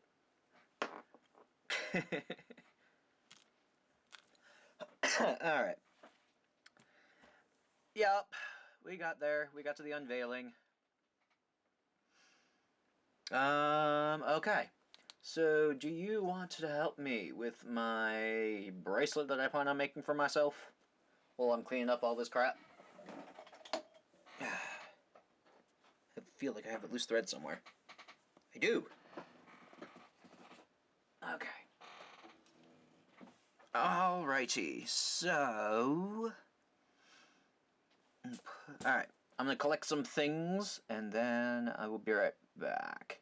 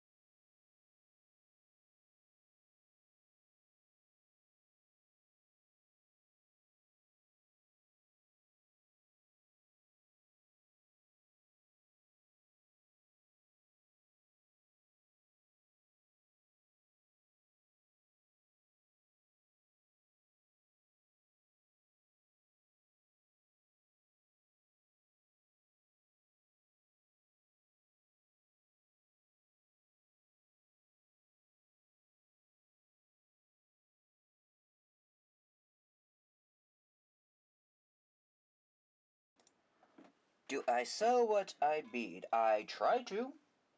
Whether or not it sells is another question altogether. So, in theory, yes. I try to, anyway.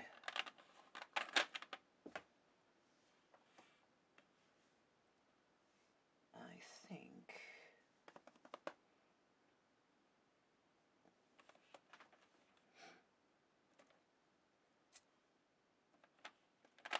I mean, very true. Alright, I'm gonna make some more noise.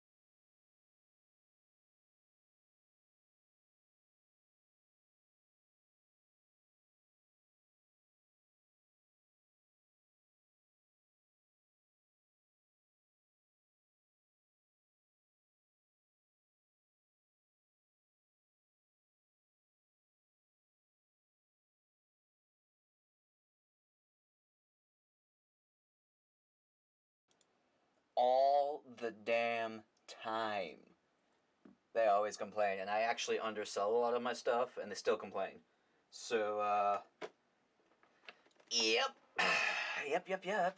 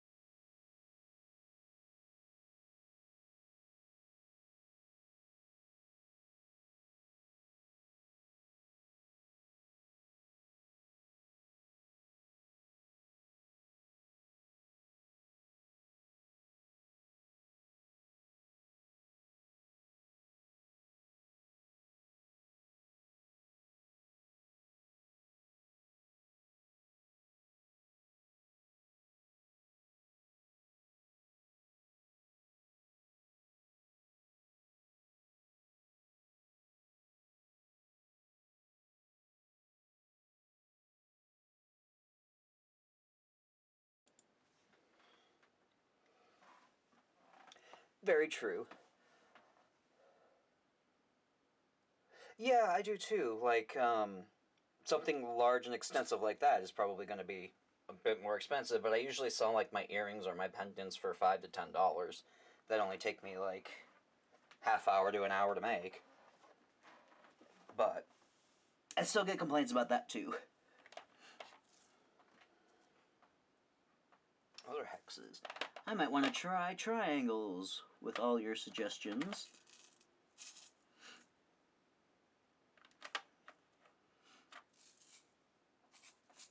Or maybe cubes, because I like these. Are these green? Yes, of course these are green. Why would I buy anything else besides green?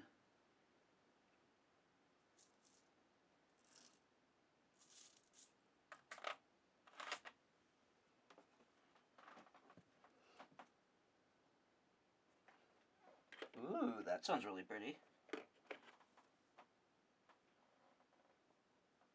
Oh, I have these to put away. And I think I'm going to use these instead of delicas, because I like how pointy they are. I was trying to go for a black and red, but it turns out I don't have any red of these diamonds. So that kind of sucks. So I'm going for a lot of black and rose gold, which is pretty. But I will probably have to use bicones.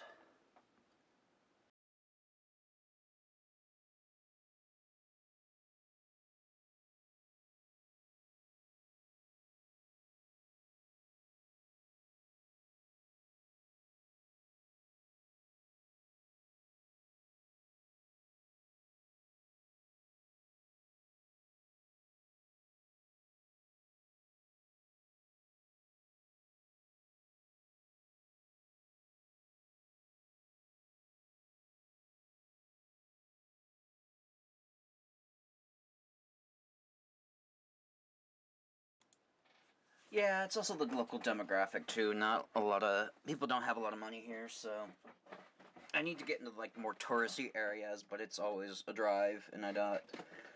Not about that life, unfortunately. And now I got to get my ass down there, but it do be difficult. I got a lot of these. All right, so here.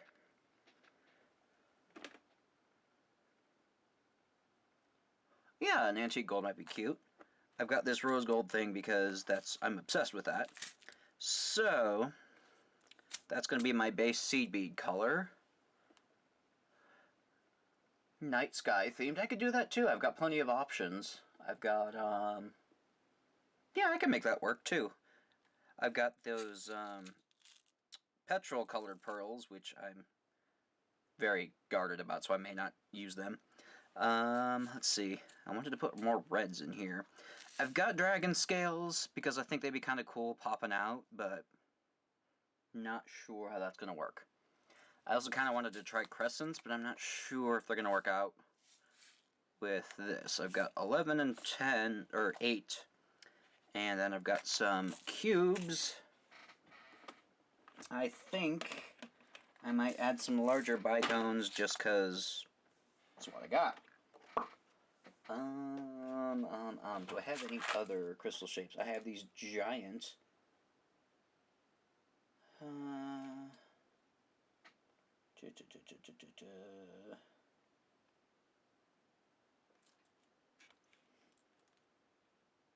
got some big ass rondelles I can probably do it if it's only supposed to be a bracelet.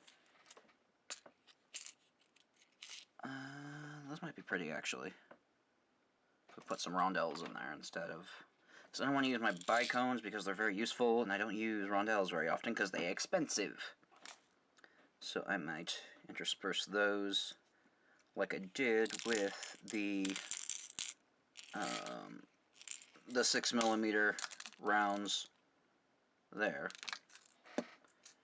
I know, it's one of my favorite things ever. This one's more of a coppery side. What I'm actually looking for is a duplicate of another color that I have that is more of a rose gold. It's more pale, but this unfortunately is. Let me see the difference. it's more of a champagne-y with a hint of rose gold, and these two are more of a coppery. I really want to find a dupe for this, but this came from Mill Hill Beads, so I don't have like a Miyuki equivalent as of yet. Miyuki Muscat is closer to this than the champagne-iness, but I don't know. I'll get there eventually. One of these days I'll just order a bunch of Miyuki rose goldish colored things. So, ooh, I just realized I have one more magnetic clasp that'll be perfect with this.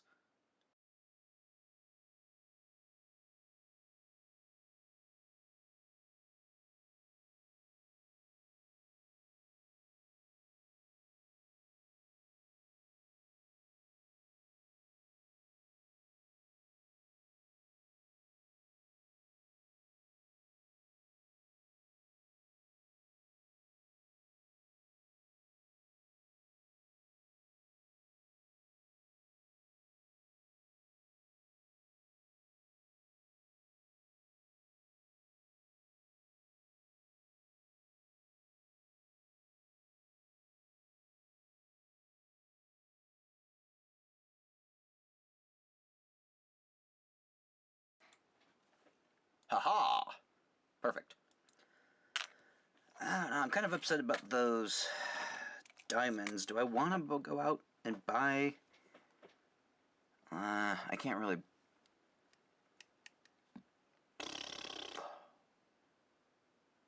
I'm sure I could find a red of those, but I don't want to have to pay for shipping.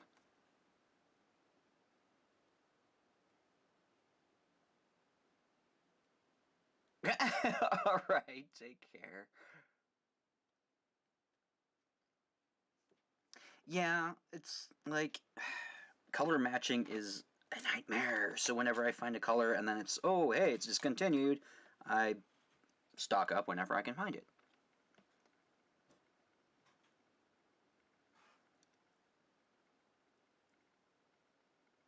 Exactly. Exactly. A headpiece would be interesting. I have made pins and barrettes before, which are kind of cool. I haven't made a full crown yet. Oh, the cat's got the zoomies.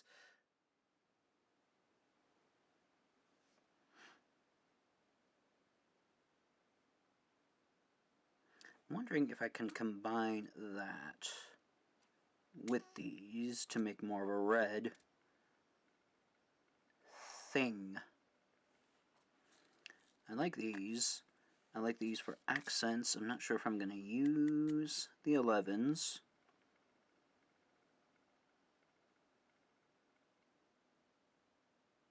I have an idea for these. You can't even see what the hell I'm doing. Ugh. Anyway, back to my spiel. I've got these small Toho cubes that I'm going to use for texture that I really like. I have an idea for these diamonds and these. I might be able to make it more wingy by putting these in between, or putting these in between a couple of these, and maybe make it look more like a mace or something. I don't know. I think I'll make it work.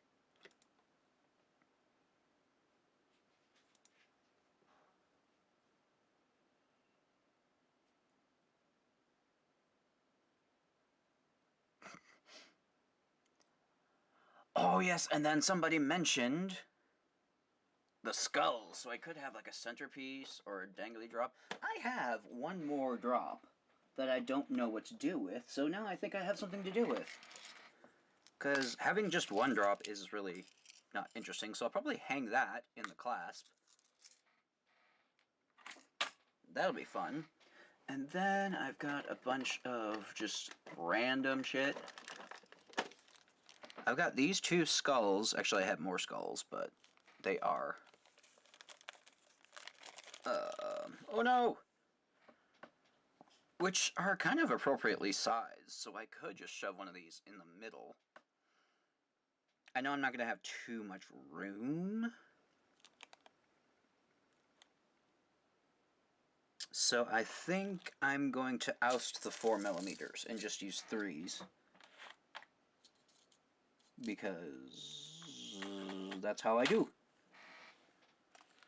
So I don't want to have too many shapes because I do want the rose gold to show through a lot. Yeah, I think so. I think it'll work. Maybe I have some charms or something to hang along with those. See, the thing is, I wanted to make just a bracelet, but I think... I don't know. No, I think I'm just going to stick to a bracelet because I don't want to use up too many of these because my crystals are precious, and I don't have a lot of them. So, yeah.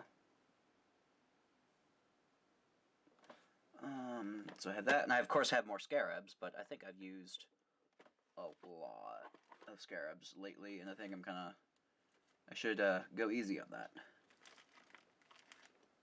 Some buttons. Ooh!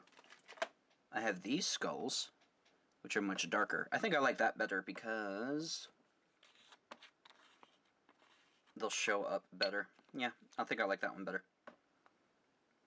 That actually looks like a skull instead of this amorphous blob. Yes, Swarovski makes scarab beads, like the beetles. I should show you. I put them in like almost every one of my projects.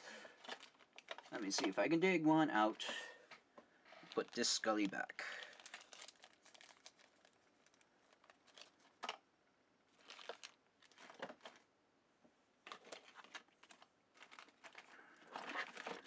No, we'll get back in there. Let's see. Oh, there's some. They look like beetles. And I've got them in a metric fuck ton of colors. So, pop those off. There we go. I think they're discontinued now, but I used to find so many third-party coatings of these, and it made me very excited. But I think I'm going to call it good on the scarabs, because I hoard them, but I don't think I have anything more appropriately shaped. So I think I'm going to stick with the skull. Skull and a little blood drop. Just hanging that on the clasp. And then I've got these as spacers. There we go.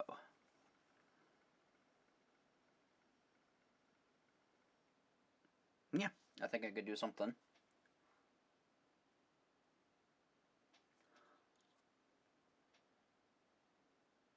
Although I might want to use OBs for the spacers here because they're big.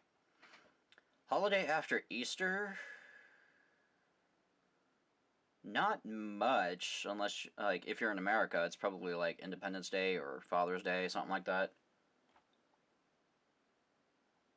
Yeah, something like that.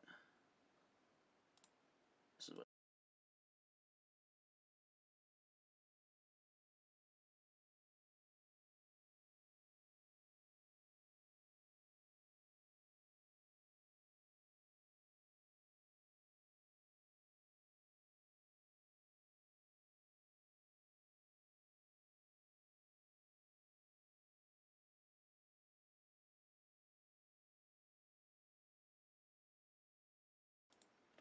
Alright, since those are gunmetal and I don't have anything gunmetal-y, I'm just gonna not use these. Are these matte or shiny? They are matte. So I could use those somewhere. Maybe. I think I don't have any matte O-beads. But I think I'm still going to use them. Because...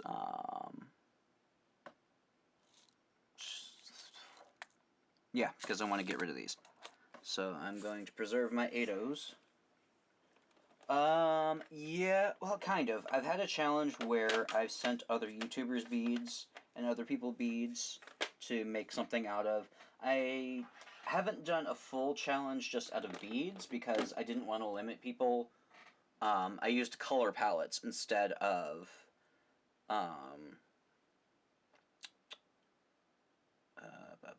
bead shapes. But if you want something specific, I can do that, because I find most people have super duos, most people have diamond duos, most people have various sizes of seed beads, bicones, rounds. So I could do something on that range. But other than that, I'm not too comfortable doing specific bead shapes because I don't want to make people like go out and buy things if they don't have it. So